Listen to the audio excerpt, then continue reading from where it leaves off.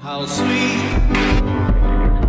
to be an idiot. I don't know. Yep, Charlamagne the God. Andrew Schulz. We are the Brilliant Idiots, and today's show is sponsored by Squarespace. Hey. Squarespace makes it easy to turn your ideas into a unique website, showcase your work, blog, or publish content, even sell products and services of all kinds in just a few clicks. You can customize everything from look and feel to settings and products using beautiful templates created by world-class designers. Head to squarespace.com to start your free trial.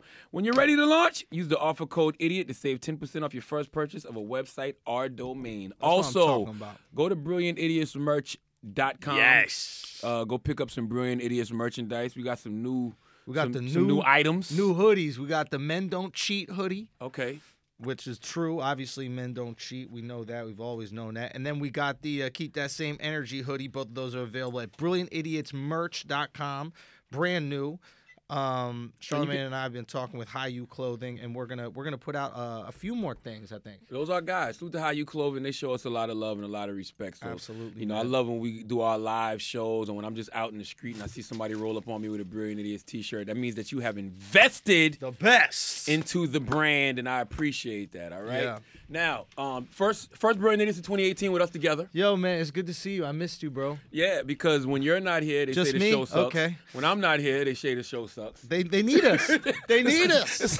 But it's weird to me when this is the stupidest shit I see on. Talk to me. When they say the show's not the same when y'all both not there. Duh. Like, duh. Yo, y'all are observant. Yo, that's one thing we gotta give it up to Brilliant Idiots fans. Y'all are very observant. That's a hot take for your ass, goddammit. But if you know anything about the Brilliant Idiots, we had to do Brilliant Idiots trivia, and I said, who was the first guest on the first episode of Brilliant Idiots ever? Could you guess that? The Oracle. The I'm gonna Oracle. give y'all a second. I want to give y'all a second just to go to your SoundClouds right now. Not SoundCloud. Yeah, it's on SoundCloud. Go to SoundCloud right now. iTunes. And I'll know within the first 5 minutes Do you if know you got the it right. name of the episode? I know the name of the episode. Drop it. The Star Shame Enterprise. episode. Great fucking name. Yes. But JasFly is here, ladies and gentlemen. Hey. I don't know if you I didn't adjust my mic prior to. I'm unprepared for this. No, you're golden. Now, do we call you by your full name because you're Jas Watters? Jas Watters. You don't want JasFly. I mean, I'm indifferent. Yeah, it's Jas Watters, JasFly. Jas, I know we're Jas. not objectifying women in 2018, Uh-huh. but I think that you look absolutely ravishing. That's not objectifying. Oh, thank It you. is. Oh, you said ravishing. That's I said from the Wolf. ravishing, son. You just said look no, nice. No. Ravishing is like you look like a meal. You know what I mean? Like, Whoa. By the way, can you call women snacks in 2018? hell yeah. That's a snack. Do you know what I mean? That's the food groups. That's the whole pyramid right there. That is Food everything. court in the mall. I'm not partaking in this. But I just need to get it out so we can have normal. You know what I mean? I just So need to, we've cleared the air. Exactly. It's like one of those people who have Tourette's. Yes. Once they get it out, they have normal conversation. That's it. So I just Imagine have my if little. Louis C.K. could have just did that instead of jerking no, off. that's very To clear the air, Just he could one just say, pump hey, and you then look boom. good. Yeah. Louis had to jerk off everywhere to clear But the what air. if he could just do a one pump and then we out? But Jas Watters, the reason I said her full name is because, you know, over the past year, Jas, you've got a lot of writing credits. Boom. Thank you. A lot. Let me see. Let me think about it. This Is Us. Yeah. On NBC. Great show. You're the reason for America's tears? No. Is that? No, definitely not. Yo, people be. Let me tell you something. I got So friends. this is what we're doing. All right. I got Well, friends good to of see mine. you, No Andrew. joke. Like I have friends of mine that have like these are pretty like tough guys. I would say. Mm-hmm. They like talk to me about this show. They go, listen, let me tell you something, Schulz. Don't watch this show with your girl. Don't watch this show with your because she will see a side of you that she's not prepared to see. Why is this such a tearjerker? Yo, Dan Fogelman. it hits on everything. Something's wrong with everybody on the show. The worst case, I mean, it is like maybe it taps into some kind of empathy, that some humanity that we all got inside that we block. I don't know that's what exactly it is. what it is. Oh my! What do you think, God. Jas? You're in the writer's room. I was. You was? Yeah. It is just honest storytelling. It's who we are. Mm-hmm. We're all fucked up. We're all really complicated. Nobody's family is perfect. And it's telling a really honest story about what's wrong with us, but it's what's wrong with us that actually unites us. So it taps in. And it like touches on little shit that everybody either they deal with or like they have a relative or friend or something deal. So it becomes like this interesting, almost like personal. It feels like a 30 for 30.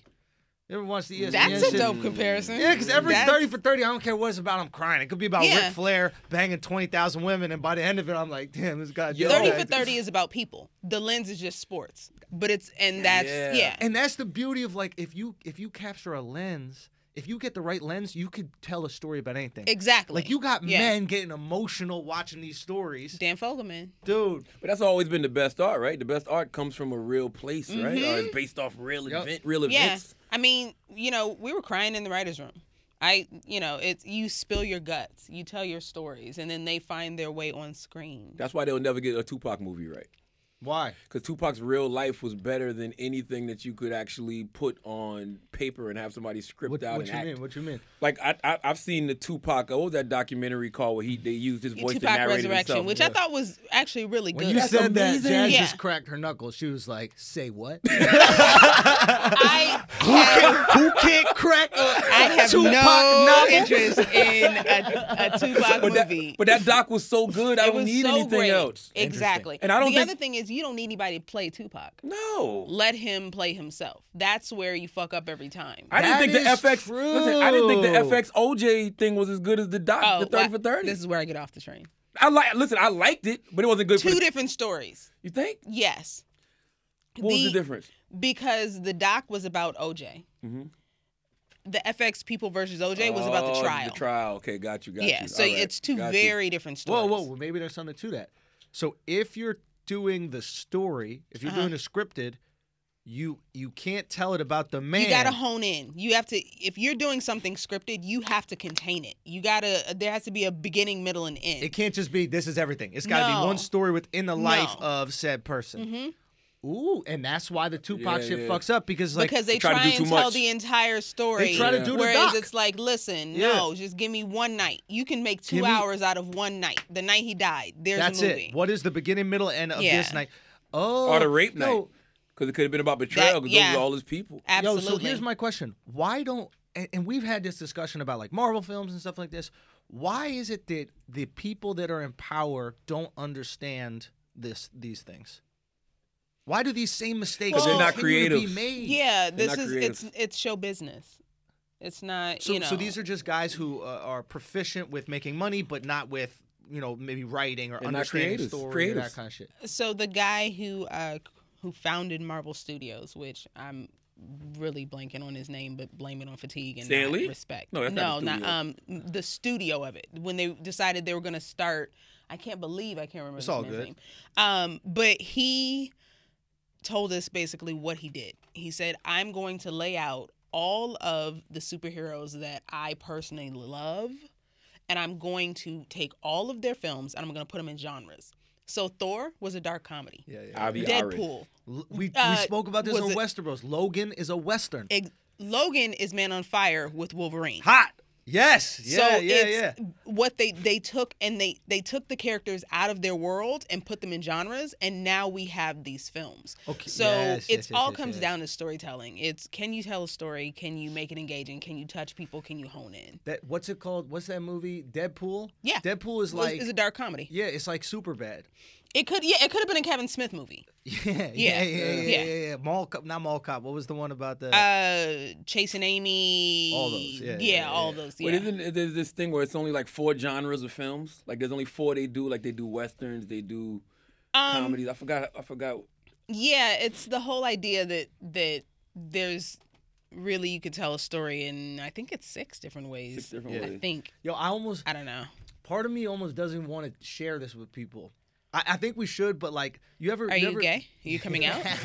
I like cocks all over me. That's That's actually a dark comedy. Depends the color of the cock.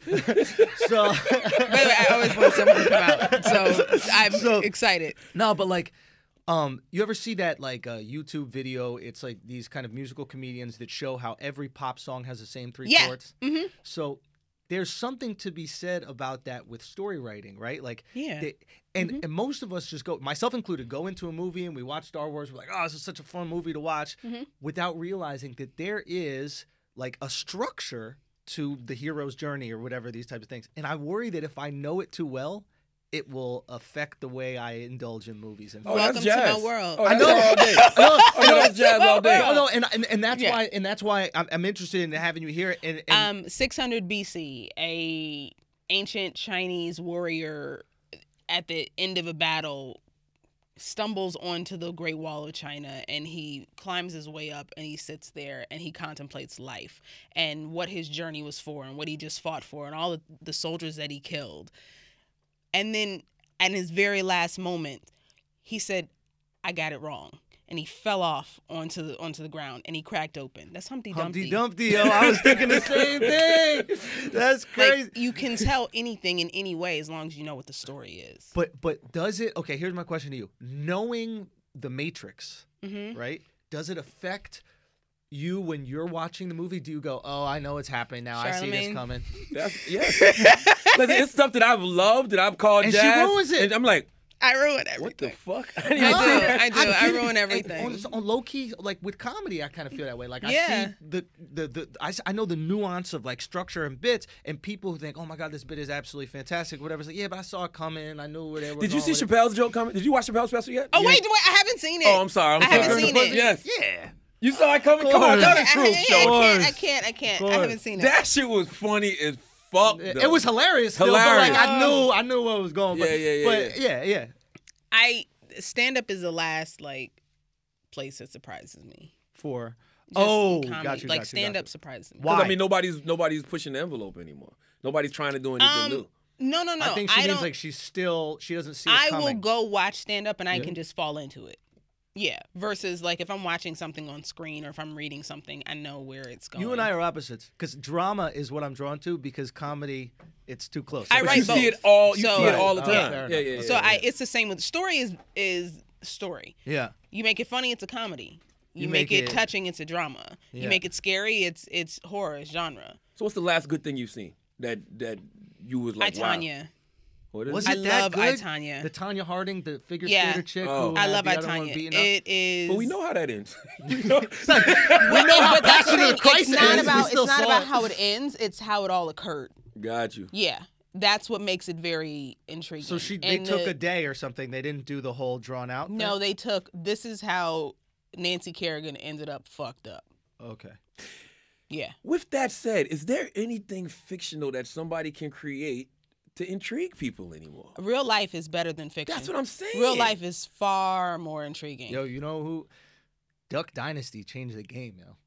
Why you say that? So I had a conversation with the people at A&E about Duck Dynasty. Mm-hmm. And I was like, yo, listen, I understand why people are drawn to the show. And she kind of like smirks and she's like, well, why do you say that? And I go, it's just a sitcom, but all of a sudden my expectations are really low because it's a reality show. Even though it's not, but I have really low expectations. But the funny is just as funny as any sitcom because I'm sure you guys script this stuff. They have table reads with this. Exactly, right? But the audience is suspending disbelief, right? Yeah. We're like, oh no, this is real. So you have low expectations, high reward, right?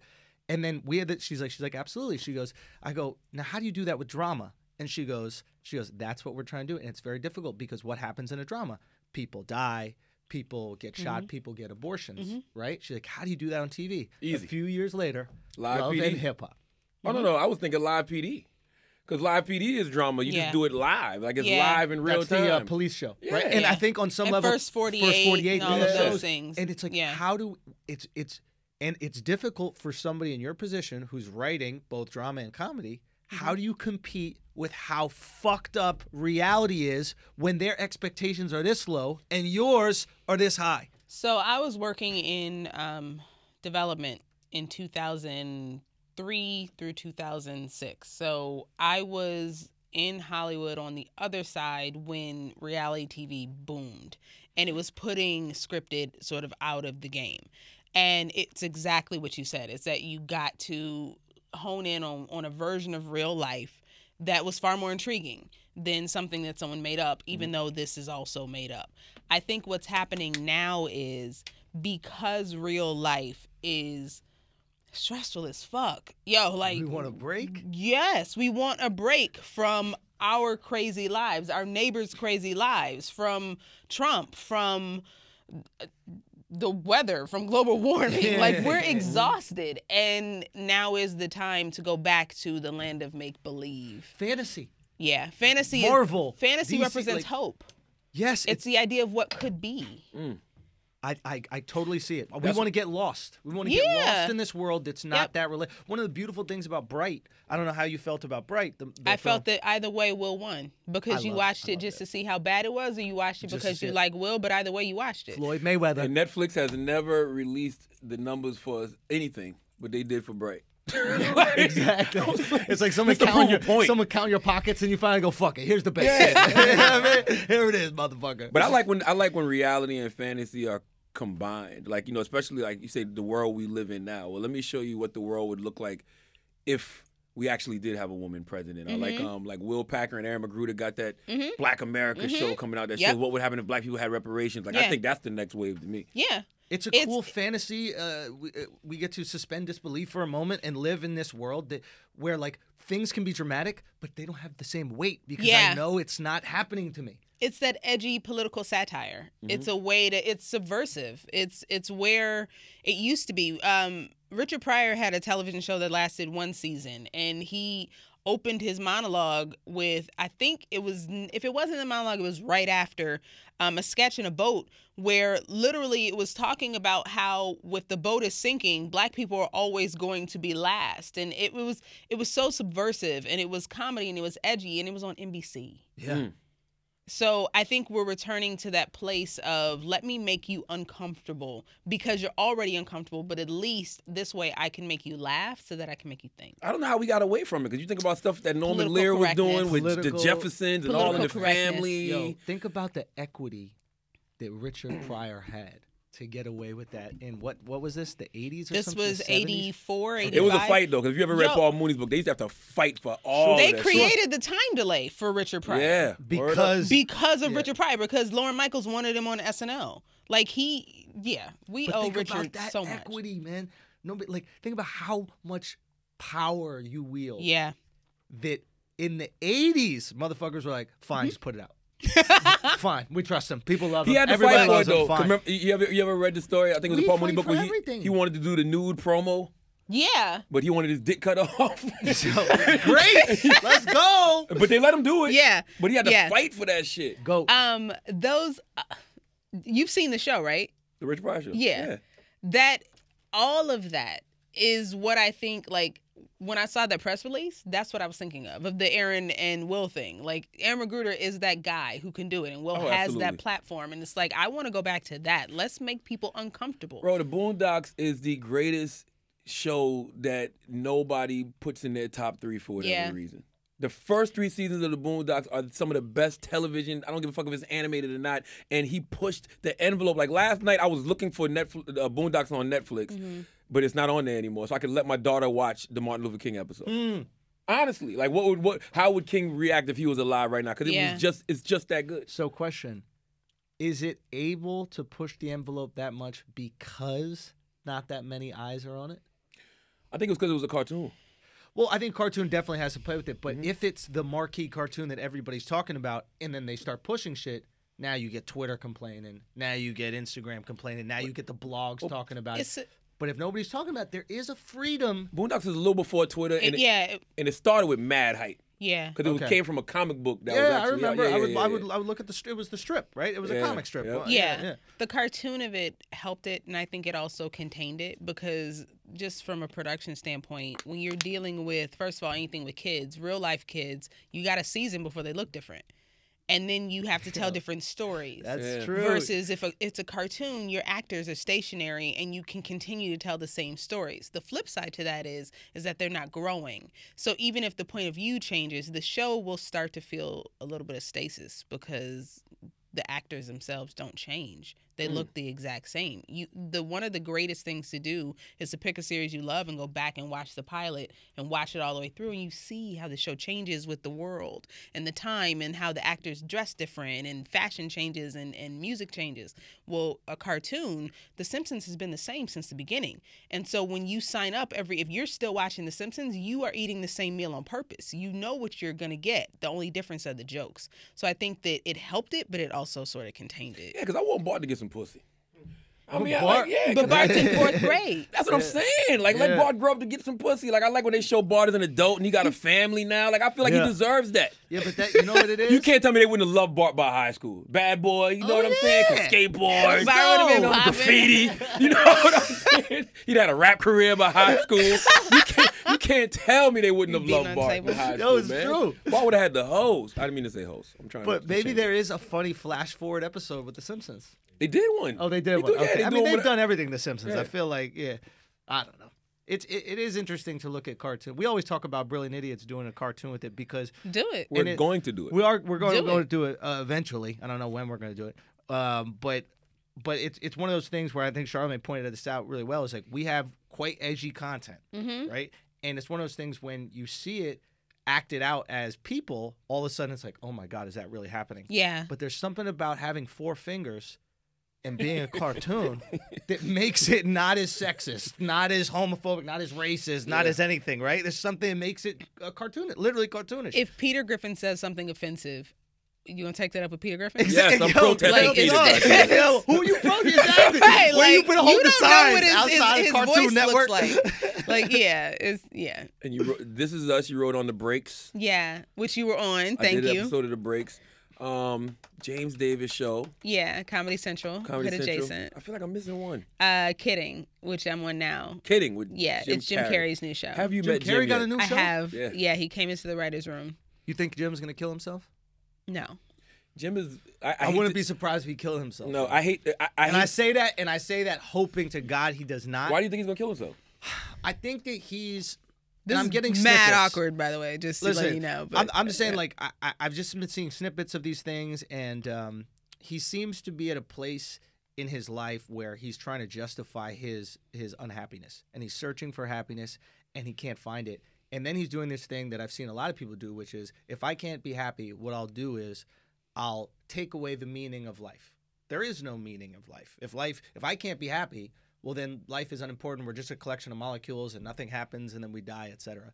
And once you stop adding even a fake meaning to life, life becomes less valuable. And it's just a tragic kind of That's situation. why I love man. perspective. So- I think Jim is the smartest motherfucker moving, and I think I hate the word woke. I can't stand it because some of you woke motherfuckers is too Need to tired. go to Y'all need sleep. some sleep, exactly. But I feel like he's aware of what's really going on in the world, and I think it's driving him crazy. Not driving him crazy like psychologically, but just the fact that y'all don't see what I see. I think he's Didn't very his in tune. girl commit suicide or some shit like that? Uh, And blame him? all the headlines are the headlines. You can Google that. Yeah, I will say this. Jim came into our writer's room and was there for the day and bled on the table for us. And it was really fascinating. What I've learned about life is that it is all about perspective. Perspective is the only superpower. And from what looks like a tornado from the outside is still in the middle.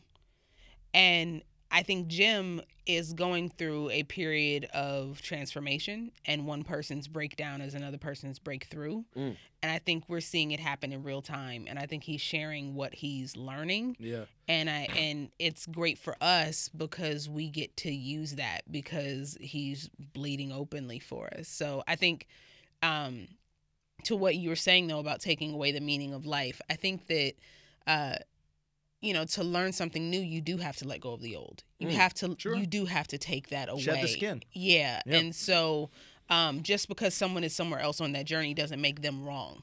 That Yeah. doesn't mean that they're doing something that they shouldn't be doing, and that doesn't mean that you're wrong. It just means that they're somewhere else. But isn't that I the world hope- we live in, though? Yeah. Soon I saw it with Chappelle, too. Yep. When they were going through their transformation period, like, oh, he's Absolutely. crazy. Absolutely. The Yeah, first thing, that's when a way someone of doesn't dismissing understand what somebody. you're doing, the first thing they do is say you're crazy. Sure. Yeah. I'm not Yeah. saying he's crazy, though. I think he's, like, completely cognizant of aware of what's going on. I just think that he's been very vocal about battling depression and dealing with these types of issues. And as a comedian, I understand, like, where this is coming from, right? Like, you have a void and you want to fill it, and he's filled it his whole life. And maybe now he sees his career, going in a different direction, and he's not on stage filling that void, and he's He paints a lot, though. I thought he's about an that. artist. It's funny because I literally having a conversation about Jim Carrey last week Yeah. with Arian Foster because he loves Jim Carrey, and like I was like, yo, I see these streams of consciousness come from Jim from time to time, but I'm like, is he what he needs an outlet? Like what art is he putting Kidding. out? Showtime. That's what it is. And then he put me on the Jim paintings. Yeah. But Yeah. I guess my point is like you have to find something to fill that void, and we even saw it with like the Linkin Park guy. You know what I mean? The guy, Chester Bennington? Yeah, Chester. It's like I think what happens with these guys is their whole life they go, when I'm famous, I'm going to finally feel happy. When I'm successful, I'm going to feel happy. And then they get famous and successful. You see it happen with Kevin Durant right now. Is like my whole life, when I win a championship, everything's going to be fine, and I'm going to feel that bliss I've always wanted. Yeah, but you didn't expect the bald spot. And then if Kev didn't have, I'm telling you, Kev didn't expect the bald spot. He'd have everything he wanted. I know. If that fucking bald spot. I know didn't his head looks like a crunch bar.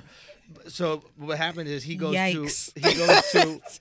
and then he goes to he wins a championship, and all of a sudden he has those same feelings. That must be fucking frightening. Same thing with Chester. He becomes one of the biggest musicians in the world, and all of a sudden I'm still feeling these same feelings of sadness and depression.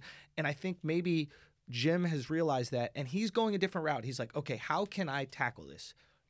How do I understand why we have these feelings? Why I feel helpless? Why our brains work this way? And I hope to God that he figures it out and finds a way to cope. By the with way, it. we're all assuming here. We don't know if he's unhappy. We don't know if he feels helpless. That's what we do on this show. We assume. I'm not assuming. Listen, say again. I'm not assuming. You know of a personal relationship. I'm assuming. Oh yeah. No, I think I can't speak on it like you can. I think I don't. You know what?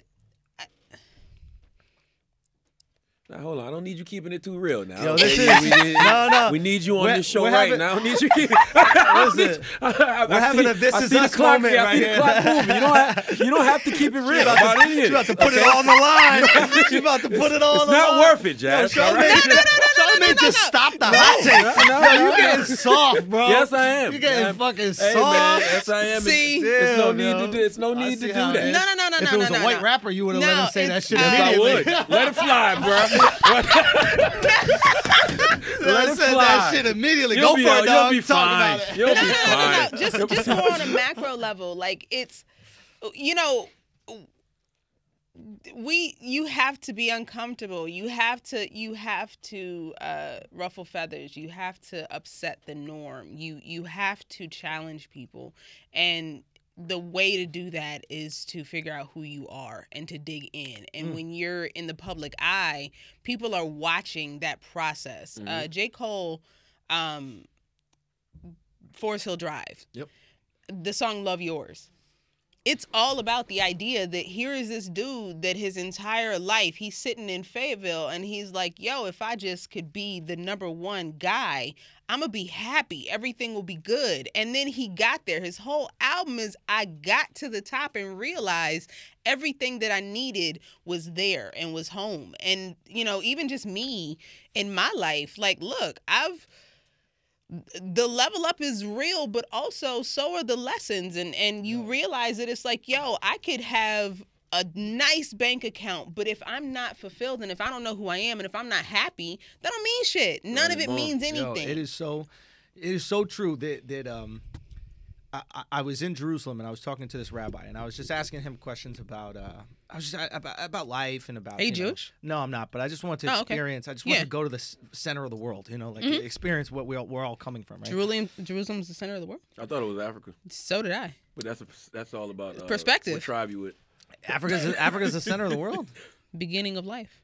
Well, I didn't say the beginning. I said the center. Okay. I think that Jerusalem is the center, meaning like you have the three Abrahamic religions all coming from here. This is the value I system. thought you were talking about on the map. No. I'm like, what the fuck? Okay, so you're in Jerusalem.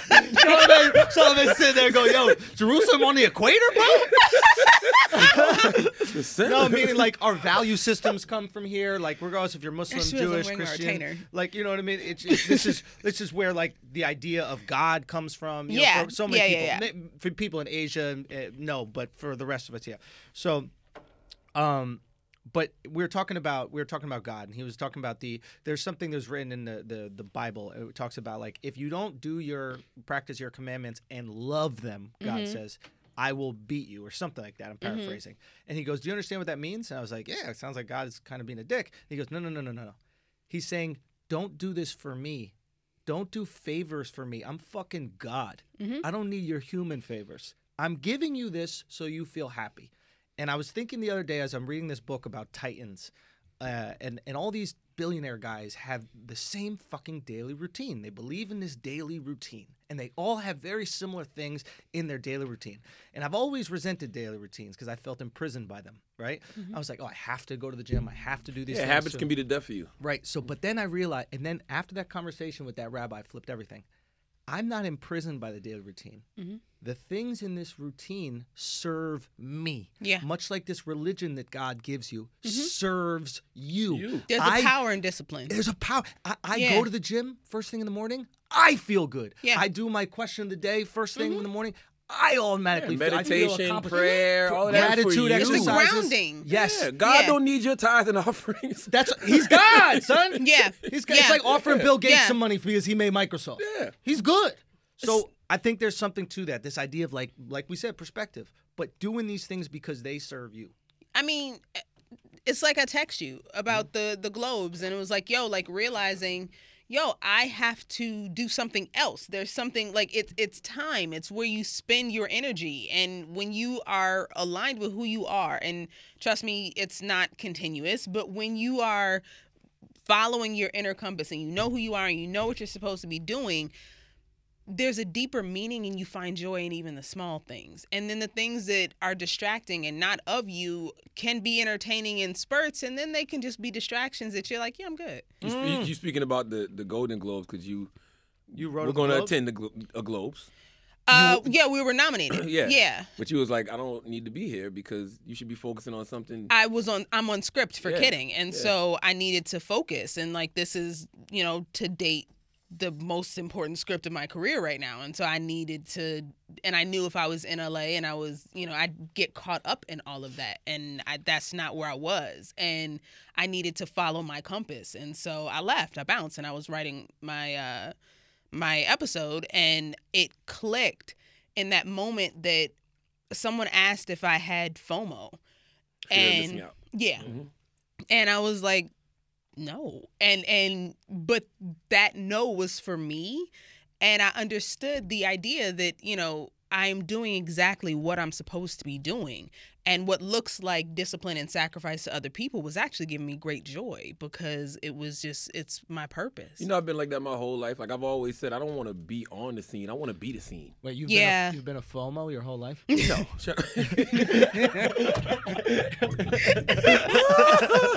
Homosexual. Listen. Fear of missing out on this dick. Dick talk. But I've always felt like I don't want to be on the scene. I want to be the scene. Yes. Yeah. Like if you see me at some industry shit, it's because I really want to be there. Yep. Yeah. You're going to see me at a Black Panther premiere. Yeah. All right? Yeah. Only Yeah. because I'm going out the country that weekend. So I'm not going to be able to go see it in the theaters when it comes out. So I'm going to one The of week premieres. before to one of the things. Yeah, and I get It's to... not a stunt if it's your real life. Yeah, exactly. And Yeah. hopefully I get to interview the cast and all that good stuff. Yeah. But I want to do that. Yeah. I have Yeah. asked to do that. Go where your interests are. Yes. Yeah. It feeds you. Yes. Right? You're not doing it because it would look good to everybody Yeah, else yeah. on No, It's Instagram. just or like you that's should where show everyone up. else is Yeah. going. Yeah. Or Yeah. like, nah, Yeah. it's like I'm doing this because it gives me joy, because So I'm interested. how do people find what gives them joy? I think that we're all pretty blessed in that, and maybe we still have to actively search for it, but Yeah. like we Actively. found things that give us joy. And even as we evolve in life, we find new things that give us joy. But I bet there's a lot of people out there that don't know what gives them joy, don't know how to find that. I think it's all about not. Go ahead, Jan. Don't cut you off. Go ahead. Well, no, I think even when you do find that joy in something that you love, I think sometimes you can take it for granted. And I think a lot of times it's just always continuously having gratitude for what it is that you love to do. I think sometimes we take it for granted sometimes. We've been doing it so long, it's like, whatever. So there are people that actually are doing the thing they love. They've just forgotten that they love it. Oh, or absolutely. They don't appreciate that. I totally think so. I think I can't speak for anybody else. I think for me, it's about figuring out who I am. That's been my process. And for me, it came from a surrender moment. And from there, it has been 10-year journey or so since. And I think that that's where I started to just sort of whittle away piece by piece. Oh, I'm the person that, like, I'm hard-headed. They told me for years, don't touch the iron. And then when I was 4, I walked into the iron and just laid my hand on it and got 3-degree burns. Like, I'm that person. So I'm the person that, like, I need to figure out what I'm not in order to figure out who I am. And that's been a journey for me. But at the end of that was joy. So seek self. Mm-hmm. And when you understand self, you understand what you want The to do. whole and world truly moves for live you. to. It's a cheat code. Like, it really does. The world changes and it opens up because you present everything is energy. Yeah. Every single thing is yeah, energy. yeah. And when your energy is aligned with who you are and what you're supposed to be doing, and you're tapped in the alchemists, they call it the soul of the world. But when you are genuinely on your path, things move before totally you get agree. there. I just feel like self constantly changes. Yes. Yeah. And I think that we have to be okay with that. Yes. Yeah. Like, I think we as human beings don't realize that who we think we are constantly changes. And if you're just holding on to what you're comfortable being, you're not doing yourself no favors. Yeah. You're actually doing yourself a disservice. Yeah. And depending on how successful you get, and that's how you end up with people who are doing what they love, but you get trapped by it. Mm-hmm. I know people who are world renowned and have made millions of dollars, and they're miserable because they're trapped by what they built. You know, it's what was protection can become a cage, and you can't You see this often with actors who, like, play an iconic role and then all of a sudden become that role. Urkel! Did y'all see Top 5? Urkel, fucking J.J. Walker. Yeah. Yo, JJ. No, Oh, think about JJ. it. What about Ari Piven?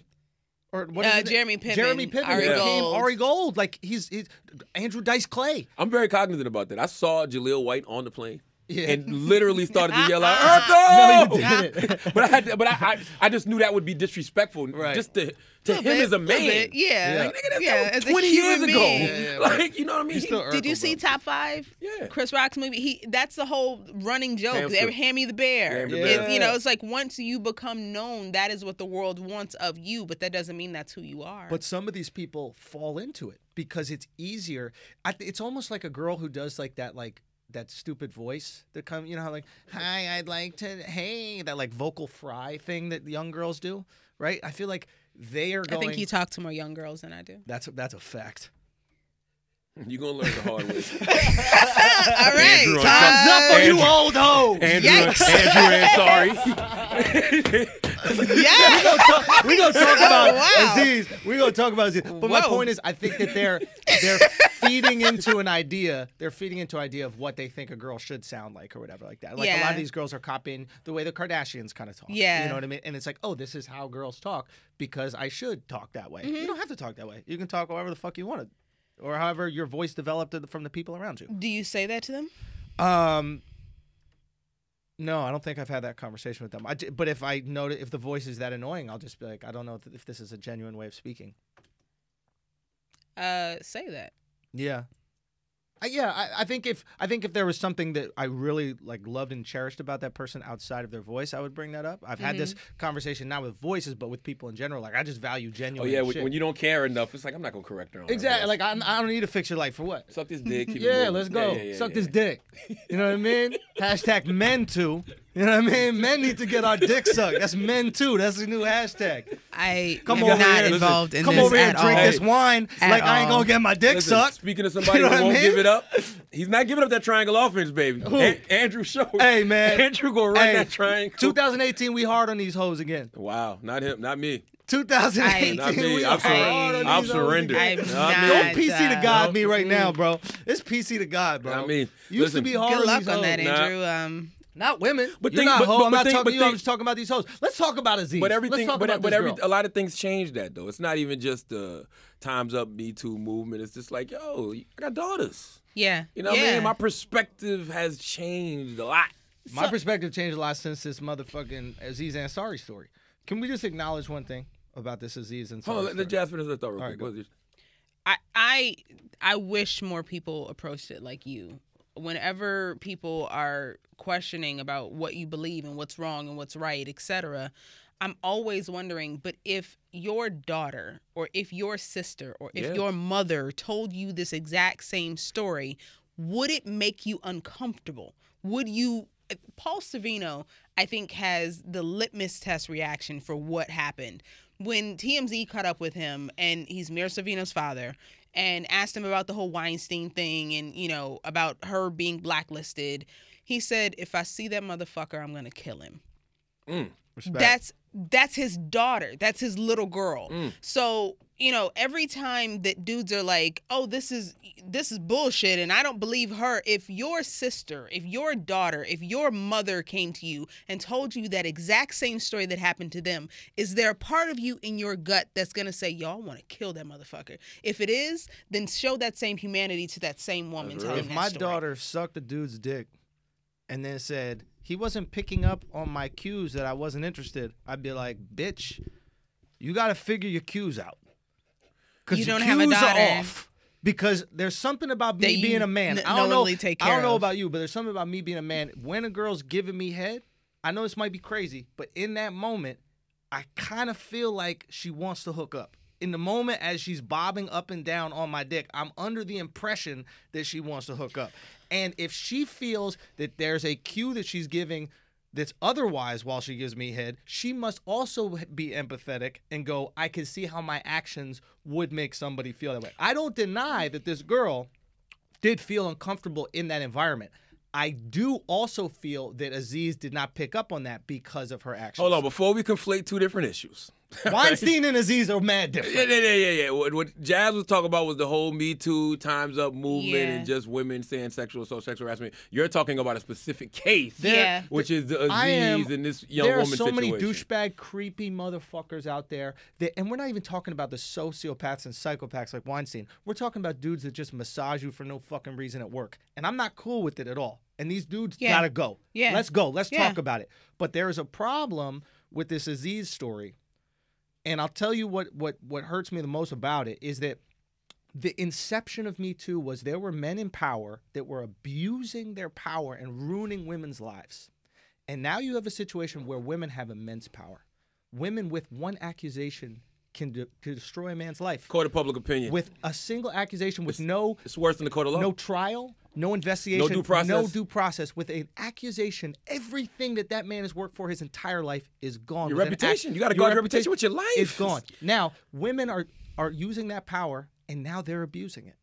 How quickly we become the people we hate. And when I say all women, I'm not talking about just this girl in this story with Aziz Ansari. I'm talking about every girl who retweeted the story, every girl who backed up the story, every girl who made this story a big global issue. You are just as much of the problem as her, because what you're doing is women, for the first time in history, have a massive microphone, and people are listening to your stories, and they're hearing your stories, and they're taking them seriously and having empathy for them. And what you're doing with a story like this is you're turning down your volume. You're going. Well, you can't. click, But click, once click. again, you can't conflate the two issues. Like I feel like, and that's what we talked about in the group chat yesterday. Things have to be judged on a case by case basis. This Aziz story with this young lady is a separate case, I think, than a lot of the other things that are going on. But when it's under the Me Too umbrella, you know who wins? Harvey. Harvey read this story and he goes, "Oh, I'm out of here. 5 years, I'll be making movies again." Harvey Weinstein. When Me Too becomes... No, Harvey read that story and said, "That's not sexual assault. You better go look at my transcript." All right? Did he jerk off in a tree? It's trans. Did he jerk off in a tree at least? I think I hear you. I think I see it differently. I think we're on a. I want to hear your perspective. As you should. She's a woman. Thanks. you saw him double down on that shit. Wait a minute, hold on. Schulz wants to hear your perspective. I also want to hear your perspective. But I think we're at. It does all fall under the same conversation, but it is a different conversation. I think we're on the precipice of actual real change that we need, and thank God, because as a woman in this industry, like, we really do need this change. Yes. But I think that the Aziz story is pointing out how little we really understand about what consent is, about the difference between sexual assault and harassment, and possibly and well definitely where the confines of rape are, and like we need more education. Yeah. And I think that the first way to not learn something is to decide what it is or isn't before you understand it.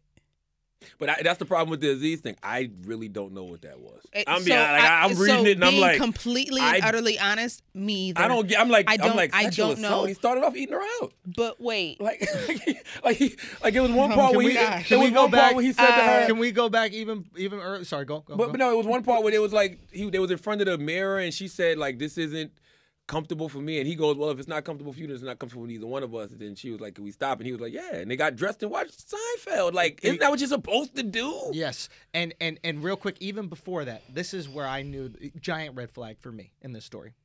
Early in the story, she goes, we first went to his apartment. We had some wine. It was white wine. I wanted red. I prefer red. That's not my fault. I didn't know that. so the Hold on, reason real why quick, let me she just pointed finish. that out. Let me just point this out.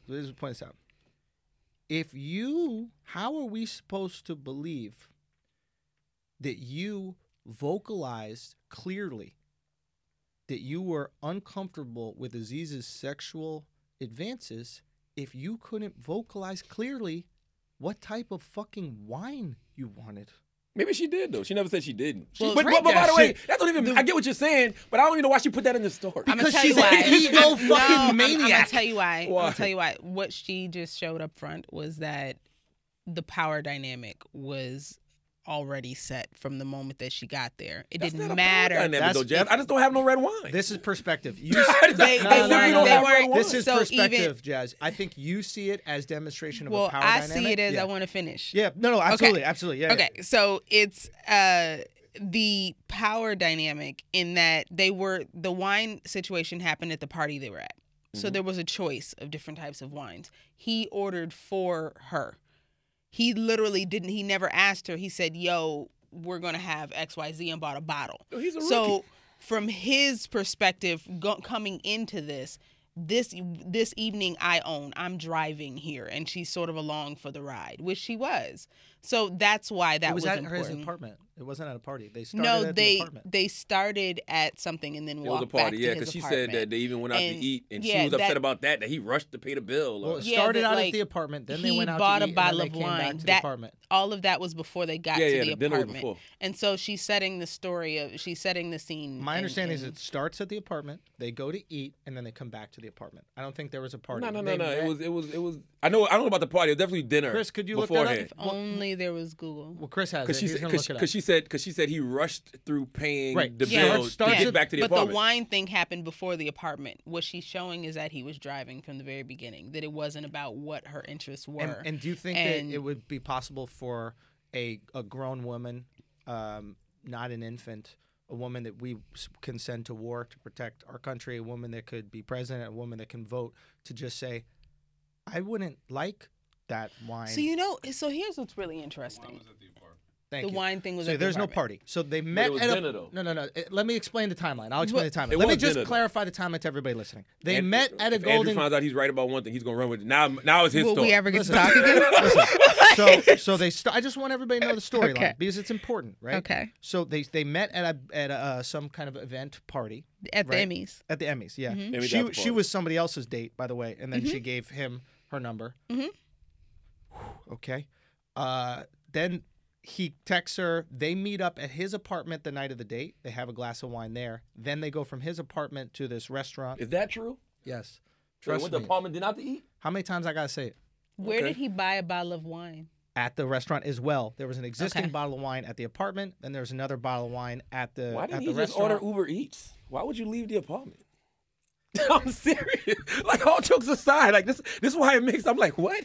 Why would you? All jokes aside, That's the part Well, that no. you're hung up. No, Right? Hun, That's when you're kind just of like, weirdos what the is fuck he? are you doing, Aziz? This What? whole story is really about this girl's ego. This girl thought because she and Aziz Ansari both had the same fucking camera that meant she was going to be Aziz's boyfriend or girlfriend. She thought that they were going to be she thought that she was going to be in a relationship with one of the most famous and successful men on the planet because they had a fucking Pentax in common. Okay? she was halfway right. Then she found out that she was just a fuck for the night midway through the meal when he asked for the check and there was still shit on her plate. And in that point in time...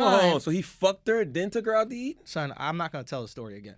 I didn't hear that I ain't gonna tell you said it they was again. at the apartment. So Starts at the apartment. This is a classic guy move. Get you comfortable with my apartment early so I could bring you back there and it's not an uncomfortable environment for me. You've already been there. This is so 101. you fucked her there. No, he didn't fuck her. He just brought her there. Okay, so all right, okay. Brings her there, has a glass of wine. Boom. I know dating is foreign for you. Yes, it is. Let me explain. In how my this day, works. you would get the meal first, then go get some pussy. Hey, listen, if you try to eat, I need my dick sucked minimum.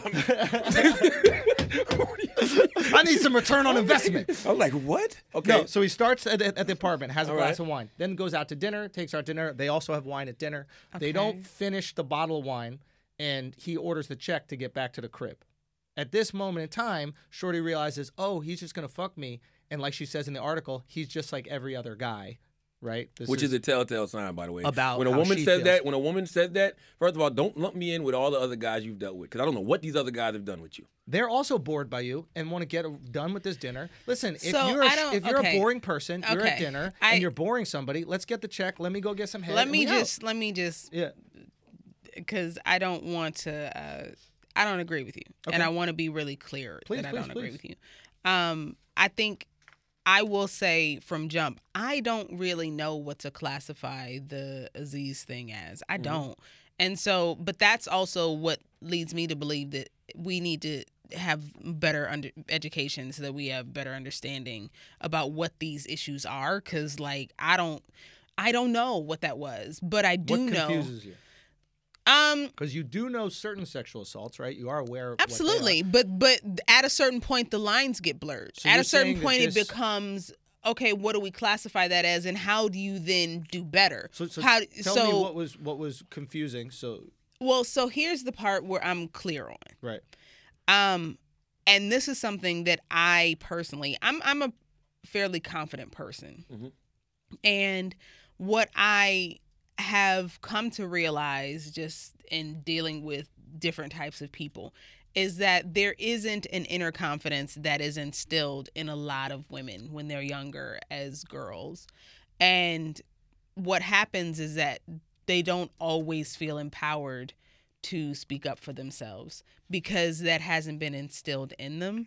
And so there really genuinely are people, and also this is true for some men as well, but I think the dynamic is different when you're dealing with a man and a woman, that she may not necessarily feel empowered to say, no, I don't want to do this, stop, but she's saying it in other ways. by giving Which him we've had this conversation on by this giving him head. But listen, That's how she we've says had no. this, Stop. we've had this conversation on Can the we podcast acknowledge so that? much. How that's misleading to a man? If you start sucking my dick, I might think that you But want no, I don't know, this suck is even. my But dick. I'm gonna tell you what's even scarier. What's scarier is the woman having what I thought was consensual sex with me, but then going home later and feeling like I did something I wasn't supposed to do. And that shit is scary. And this is what I said earlier. I believe her when I believe her when she says that she felt uncomfortable there.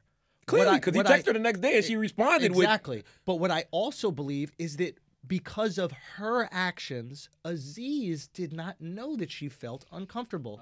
And one of those actions would be sucking his dick. Well, no. So here's a thing that I think that we need to bring back. And I really believe that we need to bring this back because Wait, I feel like before you say that, can we get? Because honestly, I read this the morning it came out, and I haven't read it since. He Like, knew she felt uncomfortable. That's why he stopped. Like that's all. He in the acknowledged article. it. He acknowledged Yeah, it. And then after that moment of discomfort, she started sucking his dick.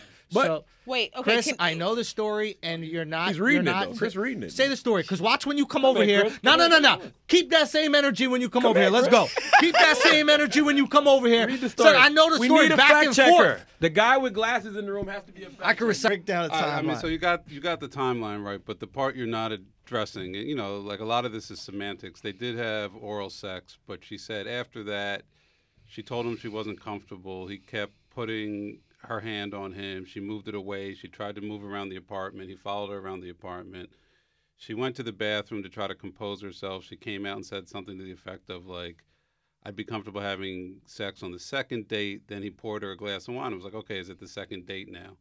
He Oh goes, yeah. Okay. He goes, would a glass of wine make it a second? Count as a second date. And Funny she line. said, Yeah. she would move around the room. He would kind of follow her and cut her off and put her Right, hand right, back, right. his hand back over her hand back on him.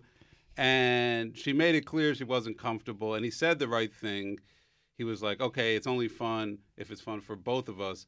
But then he couldn't chill. He was too worked up, and he Yeah. wanted the sex that night. Son, And You He's gotta pressing jerk off her. first, Give guys. me the He's- computer. he's no, give me the pressing computer. her. I'm going to read. Go ahead, what'd you say, Jazz? No. What'd you say? Can I just say one thing that I want to? You heard what Chris's like fucking social justice warrior bias was with that. I'm going to read her words. Your words, her words don't even do justice to what you said. I'm going to What'd read she say? exactly. This is exactly what she said. But go. I don't know what they're I- What'd you say, Jazz? Let's read exactly what she said. What'd she say? Okay, I thought let's you go. just read that, Chris. I think it's a The different moral of the reenactment. story is, I'm gonna Okay. tell you what my dad used to tell me: a man with a hard penis is a hard man to stop. You got to jerk off sometimes, fellas. Jerk off beforehand so you're thinking with a level head. I think it sounds really like he was pressing her, and I don't know this young woman, but I know that even I've been in situations where I'm like, yo, you gotta back up, but telling someone, yo, you have to back up is only as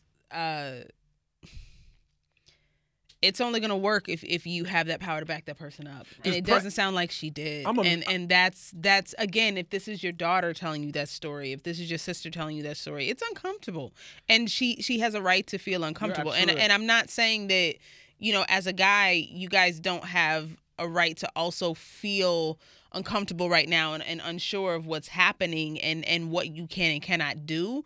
But I do know that you can't lead with, oh, that person's wrong. Oh, that girl is lying, or that is not a real issue, or that's not really happening. I agree with you, but Hold on, why? people have to stop. People have to stop leading with, now Aziz is a creep. Aziz is a rapist. Yeah, Aziz is a sexual assaulter. It I don't is think that's happening. absolutely That's is the happening. fucking thing of the Absolutely. article. Absolutely. happening. Listen, so real quick, why can't we say, after looking at this and analyzing this and thinking objectively about this, we think that the way that she is demonstrating sexual assault in this story isn't because accurate. Why can't we make an educated decision on it? Why can we only You're doing make this in a vacuum. No, but why can we only this. make an educated decision for sexual assault and not against it? Oh, why I are we didn't. not- I never said that. I never said that at all. What I'm saying here is that the lines are. It's not always clear cut, and even the fact that we have been talking about this one issue for 10, 15 minutes now. Yeah. It shows how dynamic it is and how complicated it is.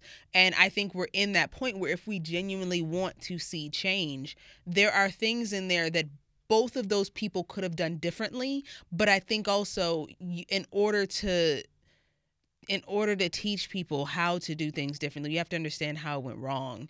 And we have to have dialogue for that. And I think that the moment you start with, oh no, this girl is only, I think The Atlantic called it revenge porn or something like that. Oh yeah, Caitlin Flanagan, great article. Or you say, Aziz did XYZ, you stop talking, and then you're just talking at one another. You're just yelling at can I one just You another. know say why what we she feel wrote? bad? Can You I know read why what- men feel bad about this situation? Because we've all been there. Yeah, We've and I all get been the it. guy that, I get it. let me put the tip in, or I just ate you out and we naked. Like, damn, we really ain't gonna fuck. Like, we've all been there. Like, what Aziz did get is it's regular men shit. So Grace says I she get spent it. about 5 minutes in the bathroom collecting herself in the mirror and splashing herself with water. Then she went back to Ansari. He asked her if she was okay. I said, I don't want to feel forced because then I'll hate you, and I'd rather not hate you, she said. She told Babe, which is the blog or whatever, that at first she was happy with how he reacted. He said, of course. It's only fun if we're both having fun. The response was technically very sweet and acknowledging the fact that I was very uncomfortable. Verbally, in that moment, he acknowledged that I needed to take it slow. Then he said, let's chill over here on the couch. This moment is particularly significant for Grace because she thought that would be the end of the sexual encounter. Her remark about not wanting to feel forced had added a verbal component to the cues that she was trying to give him about her discomfort. When she sat down the floor next to Ansari, who sat on the couch, she thought he might rub her back and play with her hair. Okay? Something to calm her down. Ansari then instructed her to turn around. Not a bad move, though. He sat back and pointed to his penis and motioned for me to go down on him. and I did. Wah, wah, wah, wah. Red flag. I think I see just people sending felt, mixed signals to each I other. think I just felt really pressured. Yeah, that's a lot of pressure. A point at the dick? Oh, how could you possibly say no to a point towards your dick? Here's the thing. It was literally the most unexpected thing I thought would Aziz happen at the Ansari moment of it. because I told him I was uncomfortable. Like, you're not. All right. Look, the point I'm trying to say is this. Ladies, there's this thing, and I want you all to listen closely, and it's called I'm Gonna Go. And this is what mature and intelligent women do when they're in an uncomfortable situation. They've been doing it for years. They say, I'm going to go. And they leave. The other day, I went on a date with a very beautiful and I'm sure she said, I'm going to go very intelligent early woman. on. And she said, yeah. That's a good joke. And we hung out. And it was for like 8 hours. And we had a great conversation. And we were in an Uber. We were going back towards my house. And I asked her if she wanted to come upstairs. And you know what she said? You know what? If we go upstairs, you're going to want to have sex. I don't want to have sex. And it's just going to be an uncomfortable thing. I'm going to go home. And I said, you know what? I really respect you for saying that, because coming up after this long date could lead me to think that you would want to have sex with me as well. And I would probably, try to have sex until you said no, that you didn't. You just told her all of that? Actually, we had a great conversation about it. Matter of fact, I just hung out with her last night, and she came over and she said, hey, I'm coming over, but I don't want to have sex with you or anything. I just want to hang out. And I said, and I had the decision to say yes I gave or her no. a nonverbal cue and just hung up. Oh my God. But I said absolutely. I said, hey, yeah, come over. That'd be fun. So and we had a great conversation about this very topic. Matter of fact, But that's real though. But the boundary was set from the beginning. I'm But coming over. you and I'm gonna see have what sex. a mature, intelligent woman does? But did They- you accept they that though? speak out. Did Absolutely. you as a man say, Absolutely. okay? Did If- you jerk off beforehand? I jerked off while she was there. No. No. So, Louie. This guy is crazy. So look, so Yikes, comedians, yikes. so comedians, hello. So I guess the point that I'm trying to say is I'm gonna go is a powerful thing, and this is something that I want ladies to know.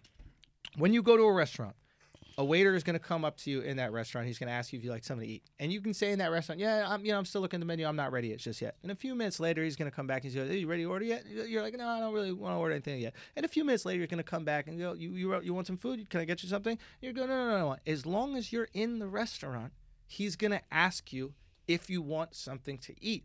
And if you don't want to be asked to eat something, leave the restaurant. Hit yourself with a I'm gonna go. Because being in the restaurant makes the waiter think that you might want some food." Listen, I understand Can I give you everything some, Andrew's saying, but the reason I need to hear from Jas is because that shit Andrew is saying is the shit that I grew up believing, but that's the shit that's getting men fucked up now. So how do we avoid that? Why is it not so easy for a woman to do that, Jas? I think, well, one, it's also, why did you get dressed and come out of your house? Why did you say yes to this? What are your expectations? Mm-hmm. We're not taking into account the Aziz Ansari of it. And the reality is, she said from jump, she was, oh, there's Aziz Ansari. She's already interested because he's Aziz. She was probably expecting a deeper connection. Again, it's the camera of it. It's the, oh, we have similar interests. We may be, compatible in some way. And Aziz plays that male feminist role. Yeah, and that he is safer in a way. That's why she said all you guys are all the same. Yeah, that she had different expectations going into it. And I think that part of it played a lot into why she stayed in the room, because she was hoping that she could get back to that. Ooh. I'm not saying Great point. that's right or wrong, but I'm saying that, like, it's about the expectation. That's probably what brought her out of her house You just made and me then think. brought her into his Great point. world, in that she was entrusting herself to him. And as he started to press her, it started to chip away at that trust, but I don't think that it broke it. She kept giving him the benefit of the doubt. And I think that that's where things get really, and I'm third, fourth person armchair quarterbacking it, because, I don't know any more than what you, and I definitely don't know as much as you do about it. But it kind of seems like that's what it was. It was the expectation and the trust because this is Aziz. You made me think about something when you talked about expectation, because we talked about the reality show scripted thing, or Duck Dynasty, and how people's expectations were low because they thought it was a reality show, but it ended up being like something scripted. So they was like, oh, so with Aziz, it's like you believe the character. You believe the character. He's a male feminist. He's a nice guy. So maybe him exhibiting regular, and I don't even want to say it's regular because it is regular. Him exhibiting regular man behavior, right? Being a thirsty motherfucker who got this woman in his house and like, oh, I'm gonna keep trying to fuck, whatever. That probably blew her mind. She couldn't believe that it was him doing that. But back that up. So when you are famous, that means that people know you before you know them. That means that you have a natural trust that you've built with them that supersedes you walking into the room. Yep. That's power. So automatically you have the upper hand in this situation because they automatically trust you. She got dressed in... They have an expectation for you, but that expectation might not be fair. They're making that expectation incorrectly. Fair or not, she left her house and went to his. So she has to be accountable for that action. At what point do we treat women like adults? That's just what I'm trying to say. I understand it's more convenient to treat women like children because now you're not accountable for any of your actions, and anything that happens to you, you're always the victim. But if you actually respect women, at least in my personal opinion, you would treat them like adults. Well, we can't conflate the two issues because, like you said earlier, there are creeps out this month. Yeah. So, and I want them gone, sexual predators out this month. Gone. So I don't even want what we're getting. I don't want us to even be mixed in with those. And that's why that's why I clarify. We're talking about this situation. I'm not talking about Weinstein's. To this situation, just like you gave advice to women, which that's your advice that you gave to women. Yeah. I would say to men, one, you have to be honest with yourself about why this woman has decided to spend her time with you. What are her expectations? If you know that you just want to fuck, and you met this girl and you're like, oh yeah, this girl is into me, it may be a quote unquote easy fuck for you, but her expectations may be something completely different. And I think that that's where you start to pay attention. Yeah. Listen to the things that she's saying. What are the interactions between this? Like all of these things start before you get in the room. But isn't that a crazy ego?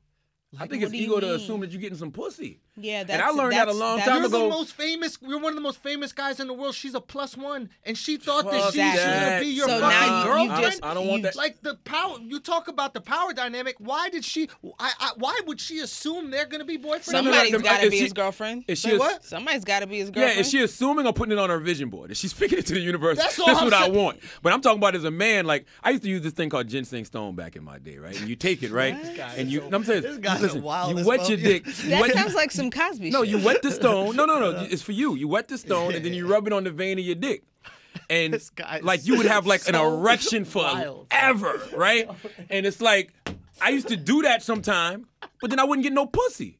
So that taught me the lesson of don't have any expectations. Because that shit would, when you don't get no pussy, that shit would burn. You'd be jacking off for mad long trying to get that motherfucking nut out. So I never assume I'm getting any pussy. I don't have any expectations. The 70s? When was this? Like what? Like the 90s? They didn't have concrete roads in Moncks Corner, South Carolina. It was still dirt roads. Y'all never heard of the ginseng on their dick. Y'all heard of the ginseng stone, man? No.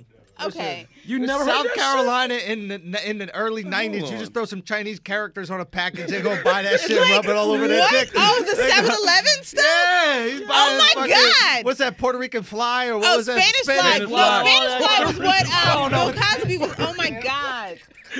Oh my God. Listen, but all I'm saying is I don't have an expectation when it comes to women. Yo, it's girls out right now that'll tell you, they came to my room or whatever, and I fell asleep. I wasn't trying to fuck. I thought we was just talking. I'm the dumb. Listen, I'm the dumb dude that you be like, yo, I want to come through. We gonna talk. All right, cool. And we talk. Yo, I had a girl tell me one time, I'm not coming over here no more because you don't want to have sex with me. Straight up, and I was like, oh, you want to fuck you, me? Charlamagne. Good Yo, for you. Now I fucked her the next time she came over, but I'm saying so I kicked her in the pussy. But I'm saying all that to say I had no idea. Like shit like that goes over my head. I'm never expecting pussy. Bro, I'm with you 100%.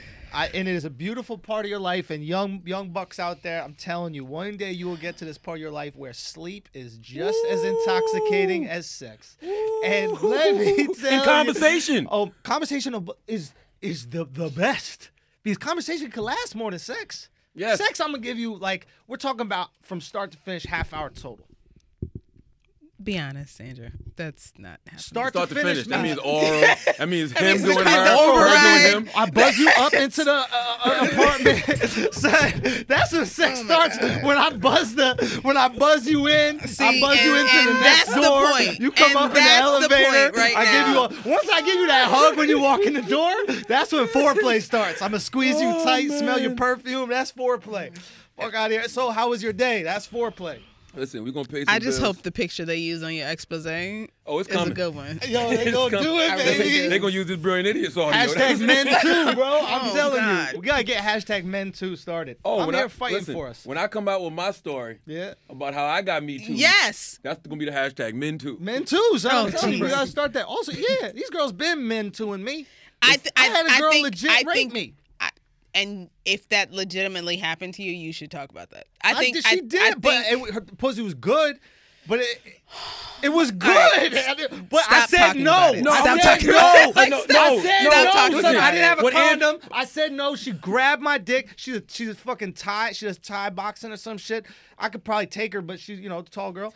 And she grabbed my dick and I said no. And then she put it in. She started riding it with a little smirk. Hashtag men too. Listen, you know why men are so broken? Saying, bro. Men are so broken because the sexual assault we have experienced, like from even when I was a kid. I'm serious. When I was I'm 8 with you, years son. I'm old with you, and I son. got molested by my cousin's ex-wife, I didn't look at his molestation. Right. As a man, they're like, yo, you the man, son. You Yeah. get Yeah, head but at you're a 8, child. and then you get old and you realize It's that shit was molestation. fucked up. Hashtag Yeah. men too. You know what I mean? Hashtag Yeah. men So, too. and even if you're in a position where you're in an environment where a woman in a position of power in this industry tries to fuck you, Yeah. you feel like you pussy if you don't if put you your don't dick fuck in her, son, it's great. But Even if again, you're not it's even the in same. power. It's the power dynamic. That's the exact same thing that you just talked about. That's her going on this date with Aziz. Like, it's power. Yeah. It's the exact same thing, and it's not exclusive to men or women. Power is power, and when you use it incorrectly, or you don't realize you have it, people can get hurt. So here's what I'll say. There will always be people with power in the world. Absolutely. Just like there will always be hurricanes that hit the Caribbean, Mm-hmm. right? So do we tell people with power and do we tell hurricanes not to be hurricaney? Or do we tell people in Puerto Rico and other places in the Caribbean how to handle a hurricane, how to build buildings so they're not affected by the hurricane, how to create hatches or whatever below the ground so that they're safe in the event of a hurricane? I think what we're trying to do is protect people by telling the bad guys not to be bad. Bad people are going to be bad. Let's set people up like this girl and like Charlamagne, like myself, you know what I mean? Let's set us up with skills so that we can handle the bad guys. But you got to tell the bad guys not to be bad. Yeah, too, though. I think as it's well, both. but at I the think end of the day, I bad think guys it's- going to be bad. That's what bad guys do. It's not like you go naughty bad guy and they go, you're right. I think, and I'm not an expert on any of this. I think I'm learning it as everybody else is in real time. But I think that it's a combination of educating everyone, men and women, on how to really communicate with one another. And while you're empowering everyone, not just men or women, to speak up for what makes them comfortable and what doesn't. And I think that that's where you start. I 100% agree. Let's talk about it. Let's have these fucking conversations. Yeah. Let's empower people. I mean, you guys have daughters, you know? Yes. Would you tell your daughters how to deal with these situations, or would you hope that the guy knew how to treat women? I would hope that the guy knows how to treat women, but both. I agree But with Jas. I both, think right? both. Yeah, Both, yeah, meaning yeah. you would tell your daughter what the right way to act in this situation is, right? So, in my personal opinion, I want to tell these I mean, bad I would guys tell not my to be daughter, don't bad. be going to this motherfucker's house because he's going to expect you to fuck him. There we go. That's honestly what I would tell There my we daughter. go. Like That's- straight up. Like that's- why are you at this that's motherfucker's honest. house? Ladies, don't go to a guy's house to cuddle. It is. I know you don't have air conditioning. I know it's tough for you because you live in a shitty apartment with 3 roommates. But don't get comfy with a guy because he has air conditioning in the summer and take advantage of that. Go back to your shitty apartment and deal with that shit. Don't be cuddling all night and expecting a guy to not think. It's true. I mean, I just feel like we're putting too much blame on the woman, and I don't want to Yeah. do either. I don't want to put too much blame on the man, too much blame on the woman. I think we're all trying to figure out where is this gray area that we need to We're be in a gray so we area all with can. this. I don't think we're in the gray area. I think men are getting all the blame. We getting destroyed. I do. I for really do. accusations. Yeah, that's what's bothering me more than anything. The court of public opinion, man. Like due process, people's reputations are done. Like, are we getting the Master of None season 3? Son, Akash. Yeah. We are? I think Akash, bro. He's the new star. You didn't know Akash Singh coming out? Hey, Shout out to Akash. In the meantime, go download Legal Fling. Okay, it's an app that you can download, and while you're with the young lady, you can send her a request for sexual consent. Get out of here. I'm dead Wait, serious. what? It's Legal Fling. What? It's an app. It's an app. So while we're together, I can Whoa. send you this contract. It's Whoa. binding. You can DocuSign it, and it's requesting sexual consent. Yo, that shit is romantic, and that's about to add another 5 minutes to my 30 minutes. Hey, man. My foreplay up to 35 minutes now. Let's pay some bills, and then we come back. We got a couple more things to talk about. I just recently found out something about JasFly that I think people can learn from. Whoa. So I think it'd be interesting Okay. if I can get her to tell it, and I'm gonna go pee while you pay these bills. All right, bet. Yo, okay. Well, this week's episode is brought to you by Adult Swim's new sci-fi comedy Hot Streets. Okay, you gotta watch this show. It's. I'm not gonna lie. I turned it on. It's strange at first, but the characters in this world, they're gonna leave you with this kind of never-ending sense of what the hell is going on. It's clever. It's funny. It's a cartoon, mind you. It's clever as far as it's funny.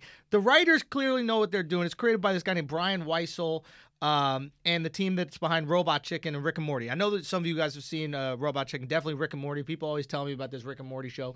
They're saying it's absolutely brilliant. I watched the pilot episode of this show, Hot Streets, and I'm telling you, I'm one of these guys who I'm not the biggest cartoon dude.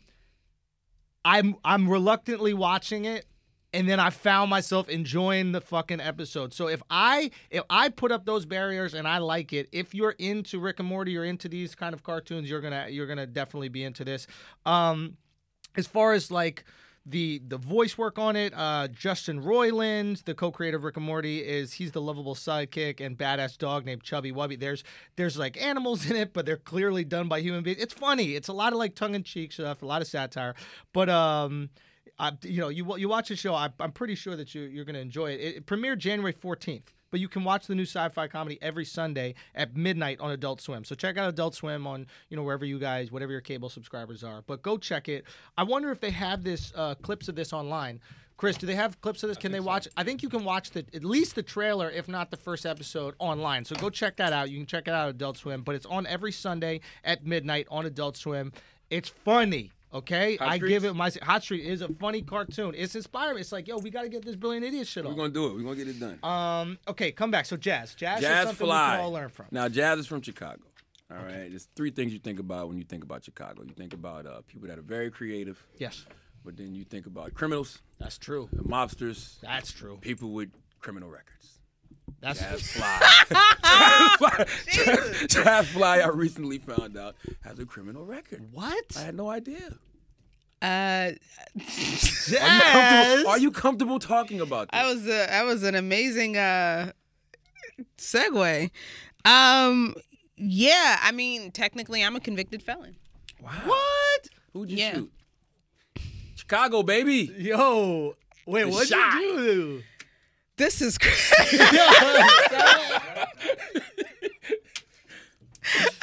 Tell This us. is- Come on. This is so actually, all right, let's back up.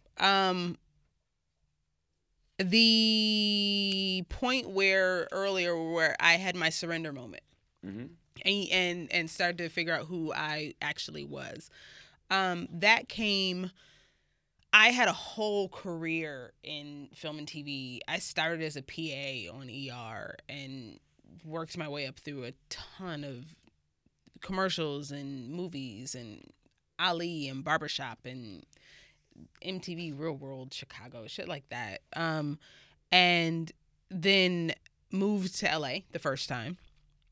And it was Which is a very funny story. Your first job in LA about the. Yes. So wait, you know a part of this story then? I don't know. That's that Well, catch us story. up to speed because I don't know. Oh, Yeah, sorry. This is great. Yeah. So essentially, I get to LA and I had 2 job options. The first day that I got there, it was either be an associate producer on Night Calls, which was a porn show on Spice Channel, which I turned down, and then I ended up with an unpaid internship for Eric LaSalle, and who I knew from my ER days and everything. Who was Eric LaSalle for people who don't know? Really? The Prince of Soul Glow. Princess Soul Glow. From Coming to America. Holy shit! Really, Daryl? Daryl? Holy shit! Why didn't you know that? All right, you was Daryl's PA. One day we got to get you to tell us the porn story. You was Daryl's assistant. Okay. It's so good, but okay. Thank you. Go on. Yeah, so I start all over. I work my way up from intern to office assistant to office manager to executive assistant to CE, and just like, again, started over. I think at that time, though, Eric was so big in Black Hollywood, and Black Hollywood was such a, I mean, this is the Will Smith era. Right. Mm-hmm. And, we were sort of plugged into that. We were when Jamie Foxx used to throw his big ass parties, like, we were there, but we were working. So, like, we got to see the world and not be in it and sort of be protected from it. Also, though, at that time, I was really young, and I was also I had no idea who I was. Like, I just didn't. And you give a young person that much power and access and just, went crazy with it. But I was also not making very much money. I was making $21,000 a year, which is kind of hard as a functioning adult by yourself. So, But tough situation. Low salary, tons of power. yeah, And those things absolutely. It's very hard to balance. Yep. Especially when you have no idea who the fuck you are. Yeah. Absolutely. And so the dynamic in the office was, it was unhealthy. It was very unhealthy. It was very, it was autonomous. This is, one person's company.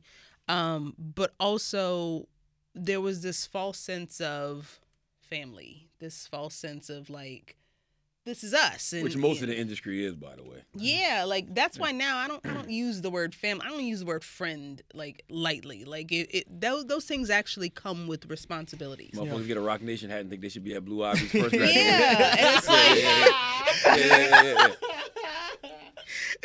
that's but yeah, like there was this false sense of like Tribe. yeah, and I think so.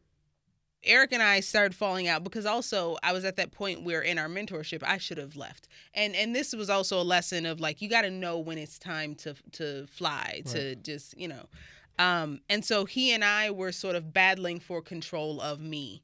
Right around that time, my sister got pregnant, and she was even younger, and this was sort of a what the fuck situation in our family, and I used the company credit card to buy stuff for her pregnancy.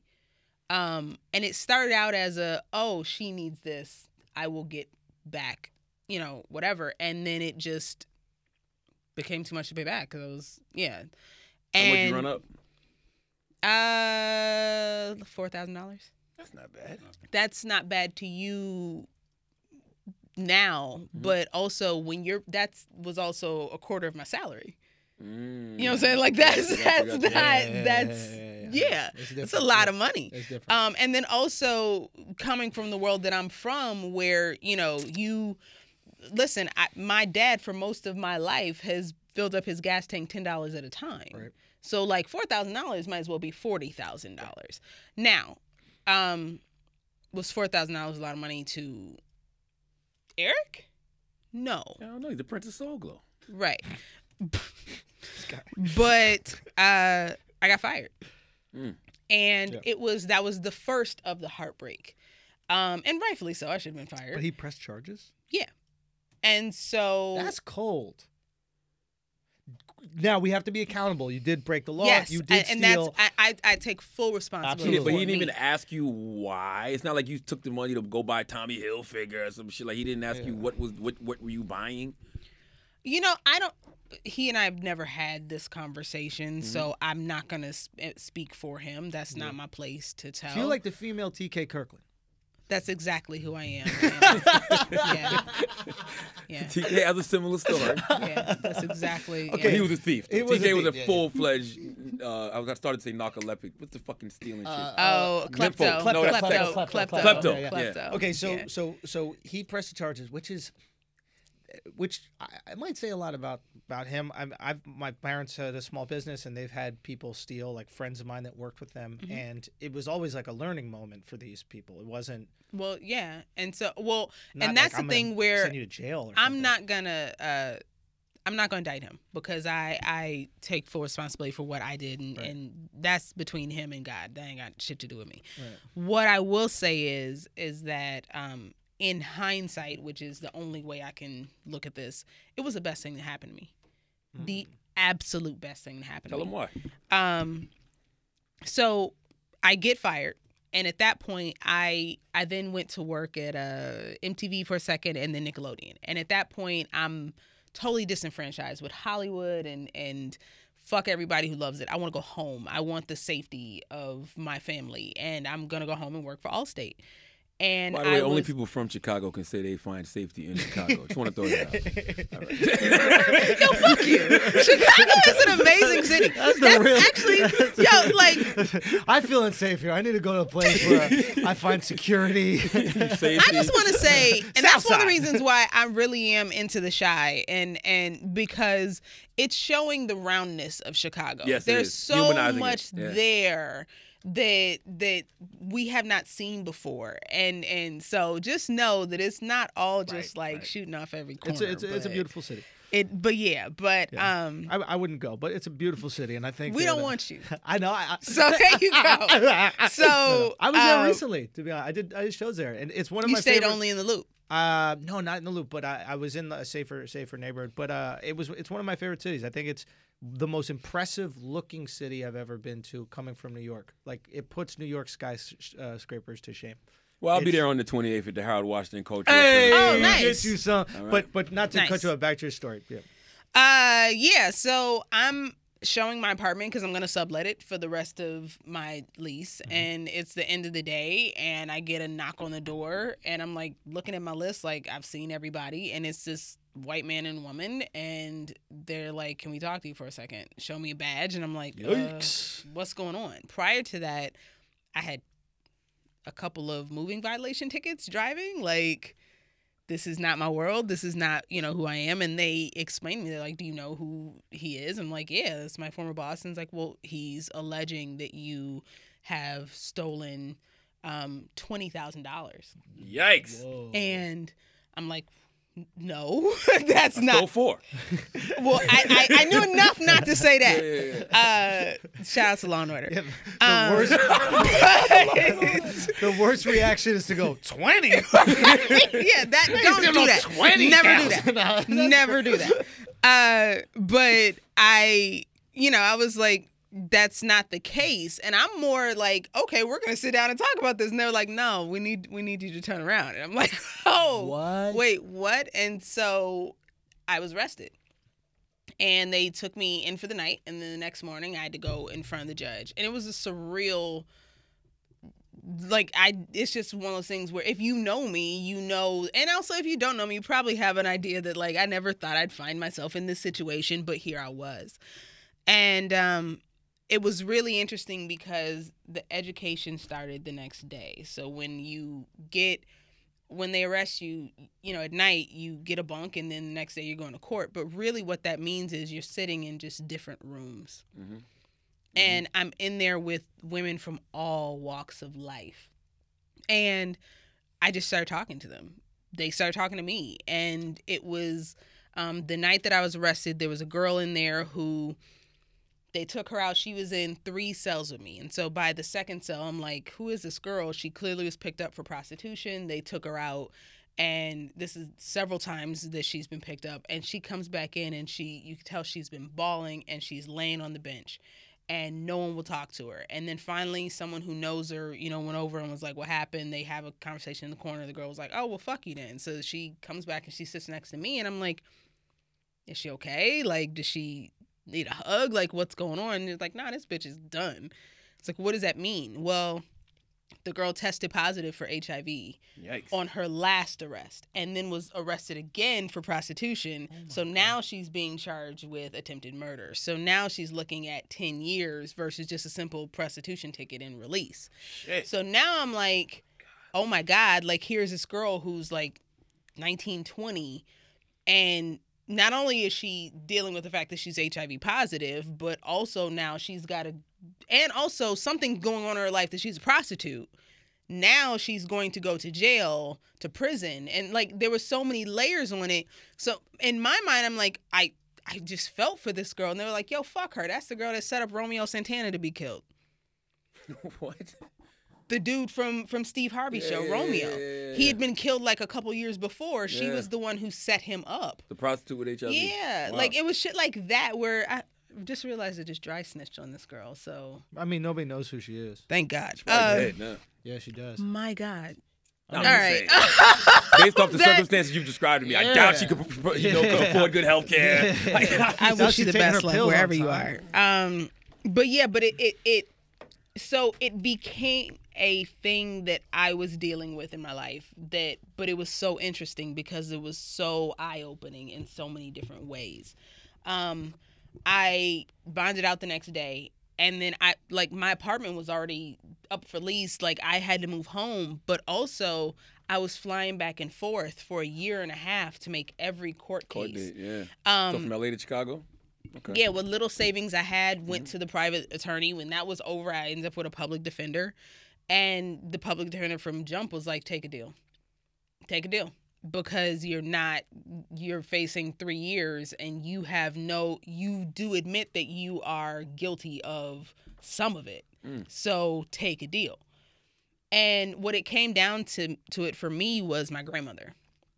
My grandmother's my mom. She raised me. And at that point, she was 86, 87.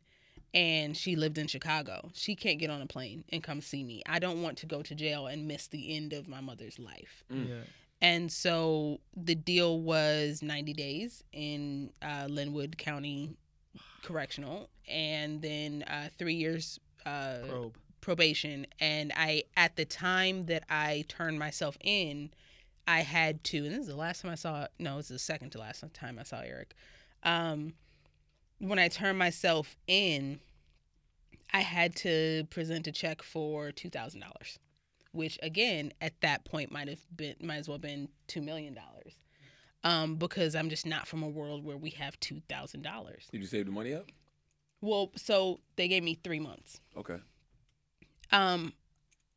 Again, we're not from like me. If I had literally saved all of my money, because at that point I think I was temping and making $300 to a week. yourself, well, there's one less prostitute on the street now.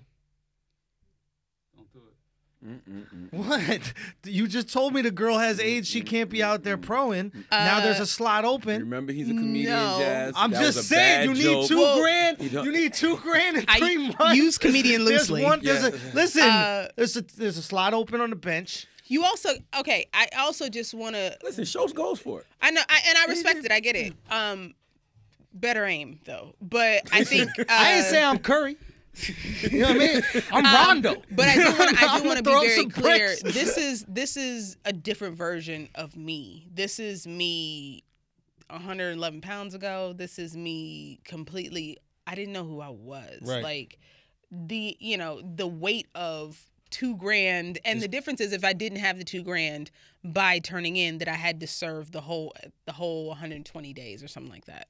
I can't remember the So thing. how do you get $2 grand in 3 So I months? go home. That's the thing. So I go home back to my working class family in Evanston, Illinois, and my family knows, shit, where do we come up with this money? And everyone keeps saying, like, I don't know, but I'm going to pray for you. I don't know, but I'm going to pray for you. Like, and to the point Chicago, to where... go get a gun and rob a check cashing place. Yo.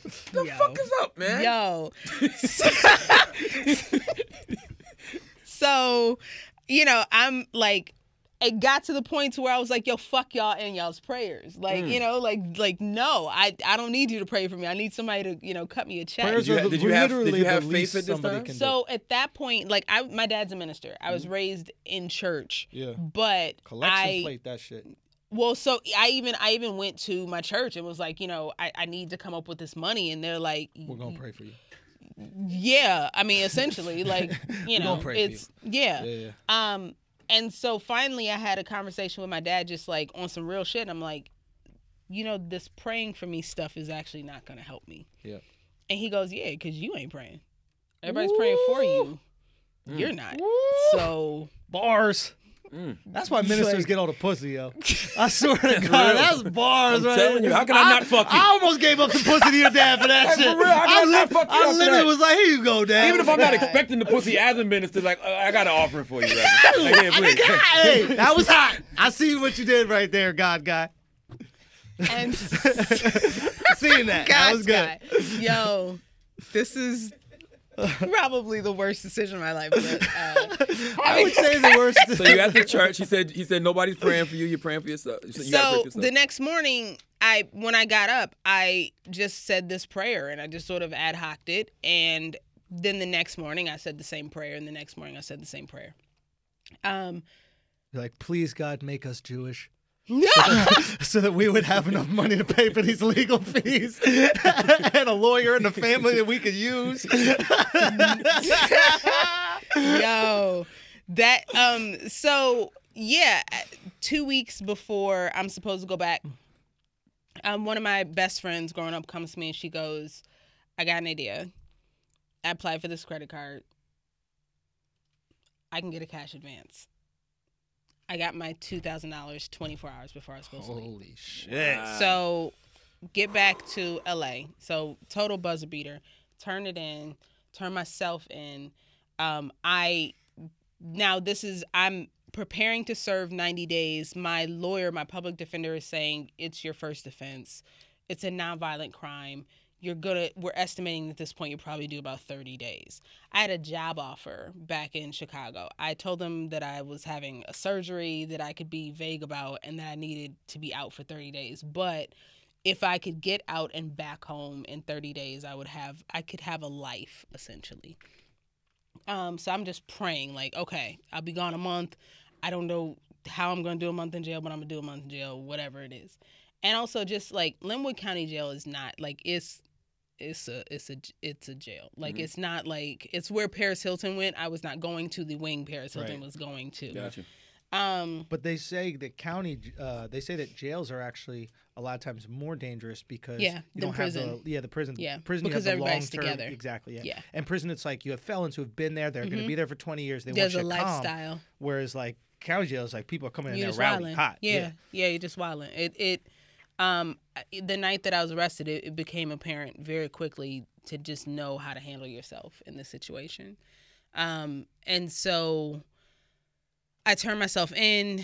We go to get on the bus. And again, I'm back to being moved with other inmates. And I'm, having conversations. And we get to Linwood, and it's a big field house. And you walk in, and they tell you strip down. So it's a bunch of literally just women face the wall. They're going one by one. You got to squat. You got to cough. They're checking you to make sure you're not bringing anything in. And they give you your clothes, your uniform. And then they assign you to your bunk. I came in at night, so they assigned me to the bunk. The woman on the bottom bunk was detoxing from crack. And so she is shitting herself and throwing up. Cool. So now I get on the top bunk, and I'm like, okay, I'm going to go to sleep. And they tell you, get a work detail because it'll make the time go faster. So I'm like, let me just go to sleep, and then I'll wake up when they call for work.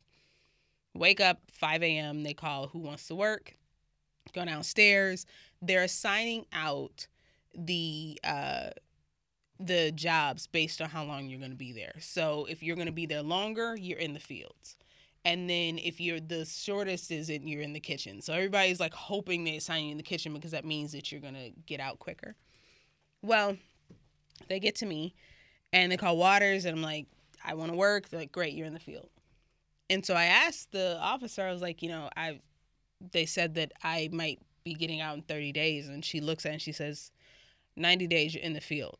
Go back up to your bunk. Go back up.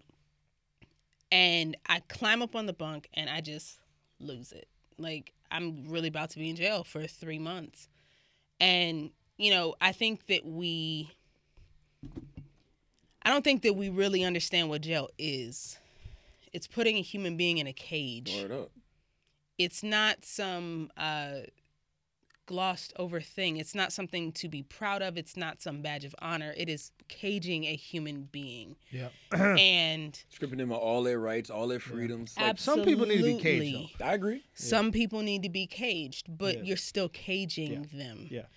And the idea of doing 3 months there, again, in an element, you're with the unknown every day. You don't know what you're going to face. It all just sort of hit me.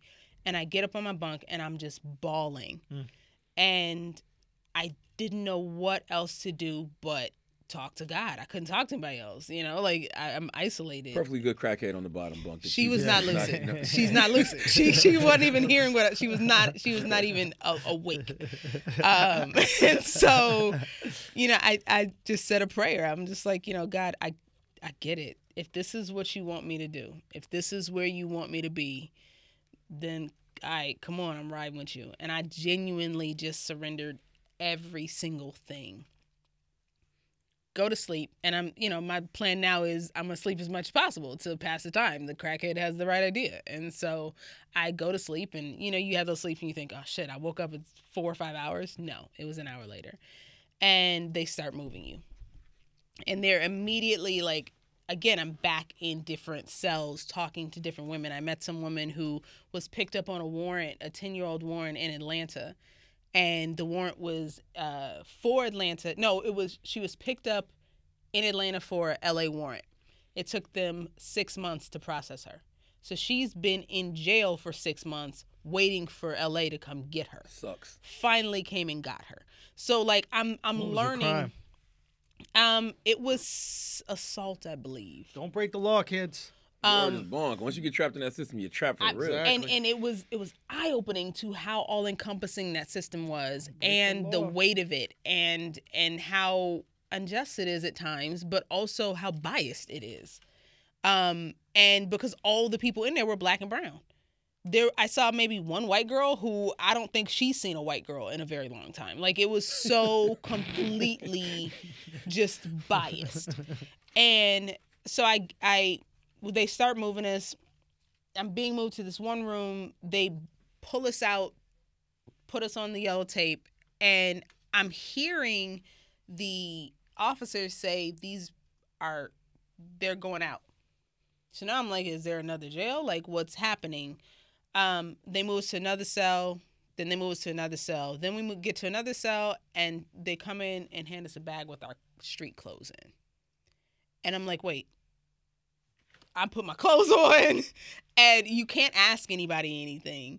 And then they make us wait for like 2 hours. And I'm sitting with my clothes on, confused as what the fuck is happening. They move us again, start signing your release paperwork. And I'm like, wait. Okay, cool. Move us one more time. Then they walk us out to this door. They open this door. It's literally the garage we rode in on. At the end of the garage is the open door of the street, and they were like, go. I just booked it. So you did what, 24 hours? 24 hours. Wow, on a 90-day sentence. Yo, what's that? For overcrowding? Overcrowding. That estimation of 30 days was 1 day. Wow. I got out to the street, and in that moment, I was like, all right, God, whatever you want. Let's go. Real talk. What was that prayer that you ad hoc'd? It's the same prayer I've said every morning of my life since then. Yeah, let's hear that one. It is, thank you for waking me up this morning. Thank you for allowing me to see another day, another opportunity to be better, to do better. I ask that you continue to bless myself and my family, help us to accomplish our goals, come into our hearts and to our minds. It's so coming to our hearts and minds. I've been overthinking my prayers. Yeah, I need to tone it down. No, I mean it's hold on. Let her Let me get through start. it, son. Is this prayer is functional? I mean, you know what I mean? Like, don't be fucking this up for me, dog. Let me. This the set. Yo, this the joke that this gets the the hot crowd 5 crazy. minutes, exactly. Yeah, give us this kicker in the pussy prayer. Yo. All right. Heavenly Father, thank you for waking us up this morning. Thank you for allowing us to see another day. Thank you for another opportunity to do better and be better. Thank you for coming into our hearts and to our minds. Bless our lives, dear God. Help us to be honest and to live to our potential. Protect us from anything not of you. In Jesus' name. What do you, amen? Hot. What do you Amen. think? What do you think God was showing you? Like, It was the ultimate humility. It was, you have power over nothing. It was, listen to me. Do what I'm telling you to do. Learn to discern my voice over yours. It was, we talk about humility, but it's actually, real humility is just making yourself small so that you can hear God over everything else, including yourself. And that was my aha, that then when I got home 24 hours later, Yeah. and everyone's like, yo, what the fuck just happened? Yeah. Life was different. I began to trust God, which then meant that I trusted myself more, which then meant that I knew that I could leap, because even if I fell, I was going to be okay. And continually, God has shown me that over and over and over and over, to the point to where I do make big leaps. I expect miracles, and they come because I expect them. And then when they don't come, the lessons I've learned always lead to what I ultimately need. Yo, if I was your dad, I would be tight. 'Cause I've been preaching every Sunday. You've been ignoring my shit and took a crackhead to take a dump on themselves but for it you to takes- believe in it God. takes Come that on now. sometime. And, you know, I feel like we all need those humblings, and the reason we need those humblings is because after you realize it's not about you, and you just go forth in the world, anything bad that happens, Yeah. you just know it was supposed to happen. Or anything Yes. perceived as bad. And I don't necessarily believe in good or bad experiences. I just believe it's part of the process. Yeah. But the things that happen that aren't to your liking, you just realize, okay, that's part of the process. Yeah. As opposed to my ego or, You win and or you my learn. bad karma. Yep. Yeah. Yeah, and you start to see the world in a different way, and it helps you prioritize things. And again, it goes back to the more you know yourself and the more you understand yourself. I think there's something to this that's not only Christian, or Oh, not no. only religious. Yeah, it's but not about religion. Exactly. Like Yeah. to you, it might be through that lens, like we were Yes. talking earlier. Everything's the lens, but to somebody else, it might be daily routine or whatever it is. But like this act in and of itself, Yeah. of like submitting yourself, Yes. removing ego, removing these things, and humbling yourself is productive. Yep. So to people who might have tuned off because they tuned up because they're like a staunch atheist and they don't think they can get anything from religion, it's not the Jesus guy with the beard. No, that's religion. That's Man made that. Yes. Yeah. And that, listen, I'm a preacher's kid. I'm a PK. I don't go to church. I don't. To me personally, I don't subscribe to religion. Religion is a community, which many people need that. There have been times in my life where I still need that, and I'll dip in and dip out.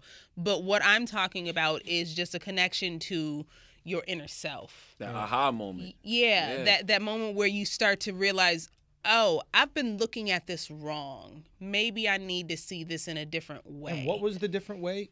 I'm just writing these notes for me actually, but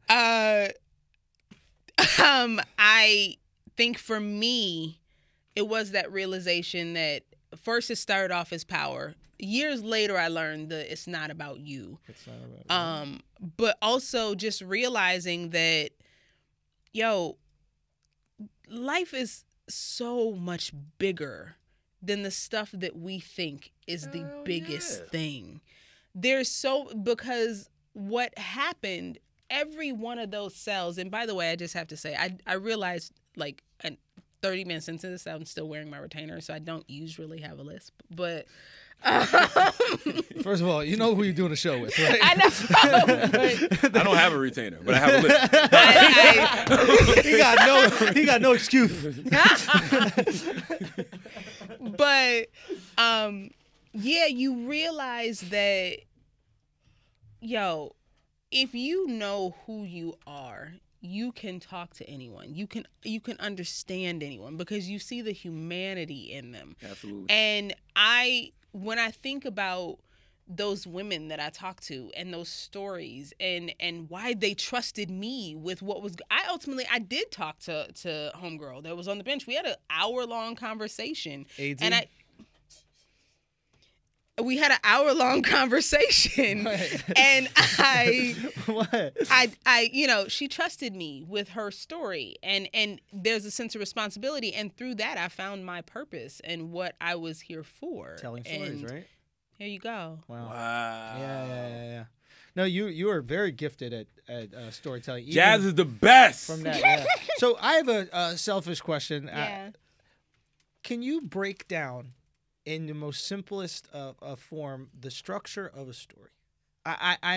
We're sitting with, you're obviously a very skilled storyteller, but I feel like Learning. Charlamagne is this brilliant storyteller an amazing organically. storyteller. Yeah. He just, and my brother also is like this. Shout out to Greg, who's doing very well. A lot of people have been asking, and he's doing great. But like the both of them can like take information, synthesize it, and when they regurgitate it, it's like structurally broken down. They find the conflict and stuff like that. And sometimes that's rough for me. What is the structure of a story? Just in its most simplest. Beginning, form. middle, and end, right? But isn't there like something conflict, resolution, something? I mean, there is the introduction of, think about it this. Use a rom-com because it's the most simple, formulaic. Boy meets girl. Boy loses girl. Boy's got to get girl back. So boy meets girl, boy loses. Boy has to get back. Or it's 2018, girl meets girl. Girl loses girl. Girl's got to get girl back. But what about the ending? The ending has to have some type of climax. He got her back. You got her back. Oh, okay. Now- So it is the introduction of the problem, the escalation of the problem, the resolution of the problem. Now, isn't there like a hope is lost moment or something? All Like- hope is lost. That's the second When act. you lost the girl. That's So- the second act. that's lose the girl. Mm-hmm. Okay, and then we follow you on this journey To get her back. To get her back. Yeah. Now, do you think that you're naturally a good storyteller because you've read so much that it just like by osmosis has become part of you? Like you, I've never thought about it. I'm honest. I just tell a story. Well, I mean, I've listen, never thought I've never about it. taken. he's good I've never at just taken a naturally film telling class. stories, right? Yeah, he's amazing. He's Charlamagne. It's fucking impressive, man. I've never thought about it. But that's the thing. Like, storytelling is not about structure. It's about connection. It's can I make you understand what I'm telling you? What I'm, like, can I draw you in? And that is not about structure. That's about people. That's about energy. That's about vibe. That's about an understanding of what you're telling and also who you're telling it to. Interesting. I remember one time, boy, when I got arrested. First time I got arrested, I had to write a statement for the police. I made up this whole lie. Oh, my about God. how I was hitchhiking, and I got picked up by these guys in this car, and then they shot at these dudes. And they told me if I said anything, they was going to kill me.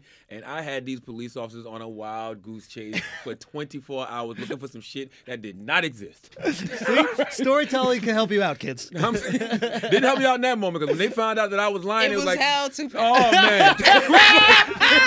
I am so sure. It was like, oh, you know what? We was going to look out for you because they thought I was snitching. Yeah, But it wasn't. I just Yeah. told a fucking fake story. yeah. And they held it on me, boy. I was in there for a long time. Well, not a long time. Like, I probably could have got a PR bond, but they ended up giving me a real bond.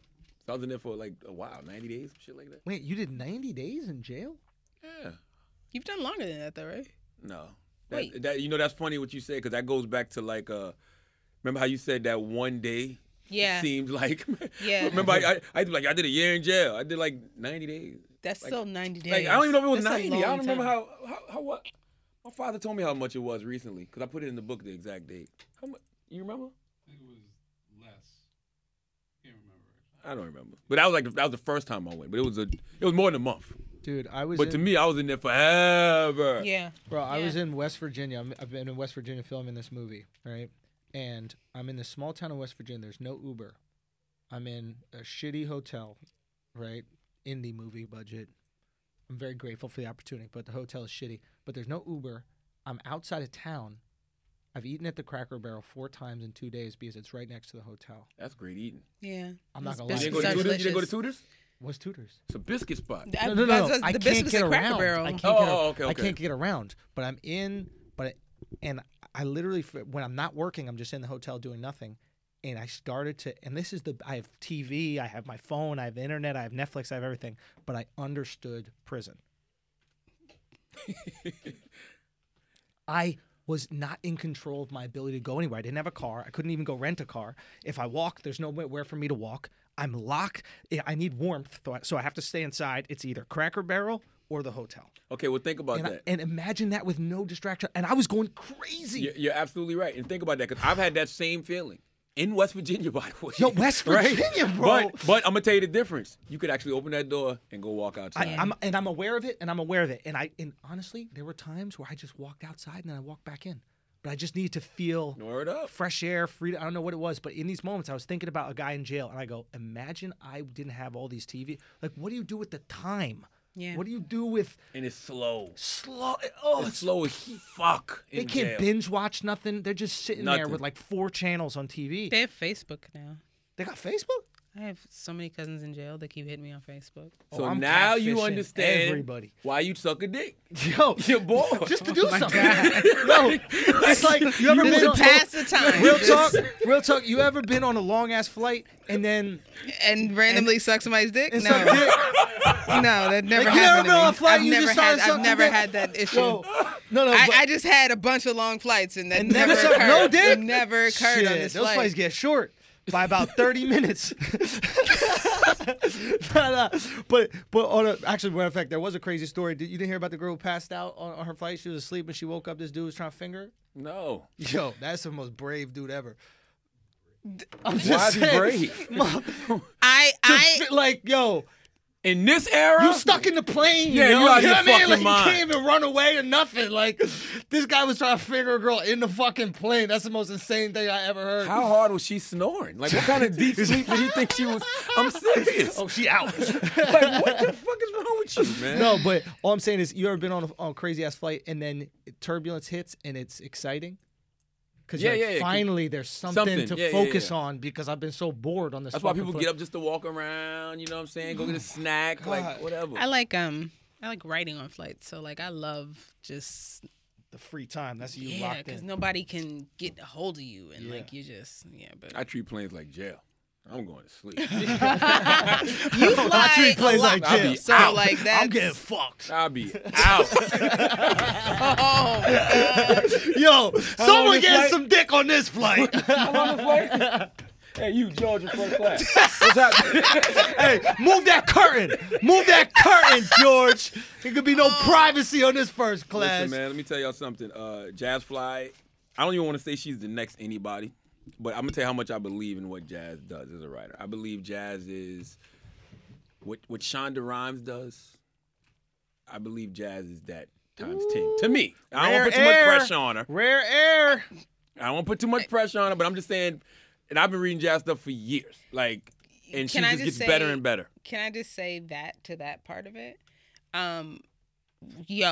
When in 2013, it was right around the corner in this same studio, I was so frustrated. I knew I wanted to go back to TV, and I wrote my first pilot, and Which was Empire. it That was Reckless? Which was Empire.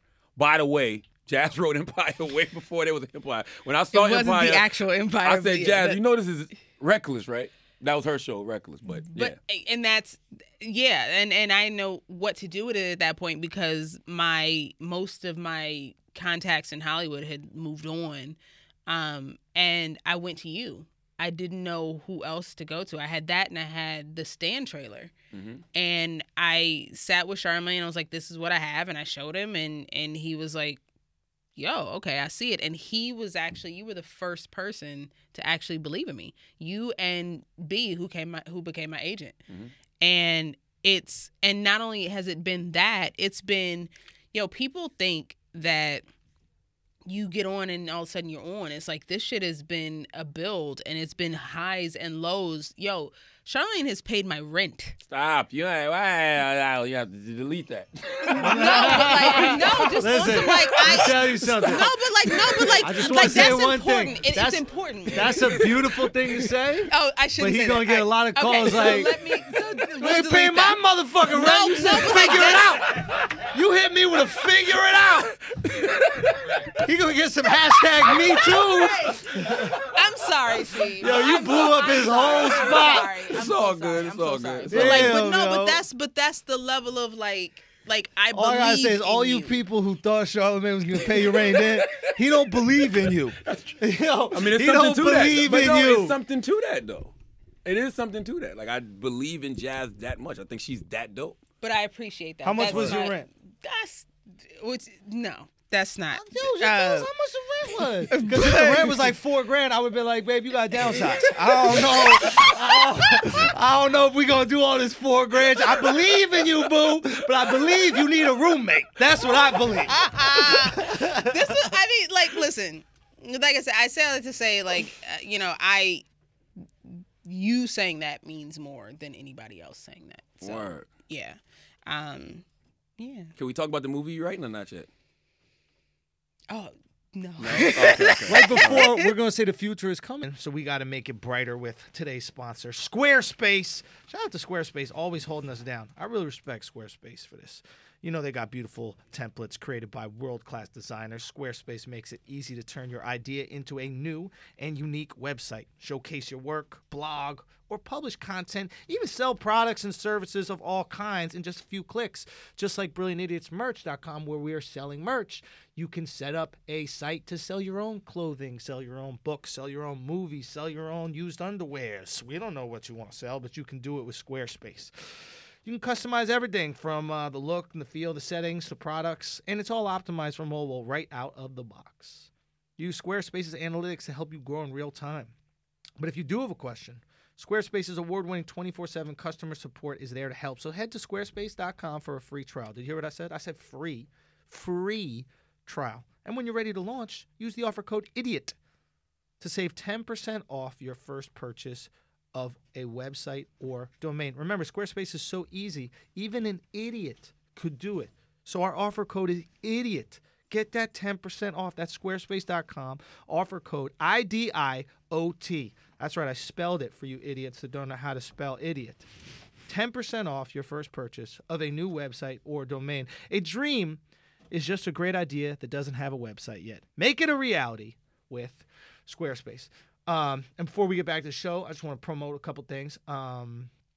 Right now, something I've been releasing, I'll talk a little bit more about it, but I'm doing 52 weeks of stand-up, so I'm putting a new clip out every single week, either on Instagram, Twitter, my Facebook, of me doing, and YouTube, youtube.com/The Andrew Schulz, the Brilliant Idiots YouTube page, of me doing stand-up for a week. I'm going to get in every week for a year. I'm going to put a new clip out every week for a year. I started 2 weeks ago. It's going to be my second week. I did it. It's going to be every Sunday. So you can look out for that every Sunday. And, I mean, just to get into the genesis of it, honestly, it's like I've created this special. I tried to sell it. I've been told no by everybody. I did a micro special. I did a 15-minute micro special. I put it out there 4 for 1. You guys watched it. Got incredible feedback. Great views. I mean, we did more numbers on that than Comedy Central does on one of their, like, Comedy Central stand-up shows when they air it live. I mean, that was insane. And I thought that would open up some doors. So Netflix started doing micro specials. They're doing 15-minute micro specials. I wonder where they got that idea from. And I submitted, and they passed. And I was like, okay, wow. Well, you know what? Fuck it. I'm going to go out there and do it myself. The reason I want these TV deals is not for the money. It's for the exposure. I want people to see my stuff. So I said, you know what? I have people that have been supporting me, following me. And if you want to help me out, you could help expose me. Because nobody is more powerful than people. No network is more powerful than people. So I'm going to put this shit out. And if you like it, if you like the jokes, you enjoy them, share them, tag some people in them, spread the word. And I'm going to do it for a whole fucking year. So let's see what happens with this. I appreciate you guys for supporting me so much coming out to shows. I do have shows coming up. You can get my shows at theandrewschulz.com. I will be on the road a good amount coming up. I'll be my next gig. I'll be down in Tampa. I'm going to be doing Tampa, and I'll be there the 22nd to the 25th at the Tampa Bay Improv. Then I'll be doing New Jersey at the Stress Factory, March 15th through 17th. Then I'm going to be in Rochester, New York at the Carlson, the 5th through the 7th of April. Then I'm going to be at Gotham Comedy Club back in New York the 13th and the 14th. I'm going to be headlining that weekend. And then I'm going to be in Nashville June 1st through 3rd at Zany's. And then I'm going to be in July 26th through the 28th. I'll be at the Mohegan Sun. I'm always adding dates to my tours, but come check out my new hour. Thank you guys so much for supporting. Please spread the word. I appreciate you so much. All right, back to the show. Yo, Well, listen, we come back hard in the first year. Oh, man, we come back hard the first year. Tell them where to find you, JasFly. You can find me on social media as JasFly, JasFly, And with right an now- S, not a Z. And then Tuesday nights, This Is Us on NBC. Get them tears out, man. we It's got important. the Super Bowl episode coming up. Really? It's right after the Super Bowl. Wow. And then When's Jim Carrey show start? we start filming in the spring, so it won't air until the end of the year probably. What But is yeah. your storyline on This Is Us so we can follow? It doesn't work. Like, it's not every person writes one storyline. Oh. You're in the room, you're breaking it, and then the individual writer goes off and writes the episode. Okay. All right. Yeah. So it is collaborative in like how you. Oh yeah, totally. Okay. Yeah. Gotcha. But the actual episode is written by One one person. writer, and then they work with the showrunners, etc. Gotcha. Yeah. Okay. Well, that's JasFly. Thank you. This whole new black renaissance that's going on. I feel like Jazz is a part of that, even though her stuff is way more broader than just, I am honored to be in Yeah. that. It's like it's the era of the black creative. I Absolutely. want hopefully that to extend to the Latino creative, to the Asian creative, etc. But I think Aziz it might have is- messed it up for the Muslim Indian creative. I don't know. I don't. Yo, real talk. This is the most Indian Aziz has been. Whoa! I'm just saying that. This is for the Let me first go. time. This is the first time I'm like, this guy might be Indian, bro. I'm gonna It treats him employ like he's Indian right now. I'm gonna employ your advice and say, let me go. As Yeah. always, Full circle. As always, if you listen to this podcast, you think we're smart, you think we're intelligent, you think we're brilliant, you're absolutely right. But if you listen to this podcast and you think we're just a couple idiots who don't know shit, and Jazz is the only one with sense, you're right too. It's the Brilliant Idiots Podcast. Thank you for listening.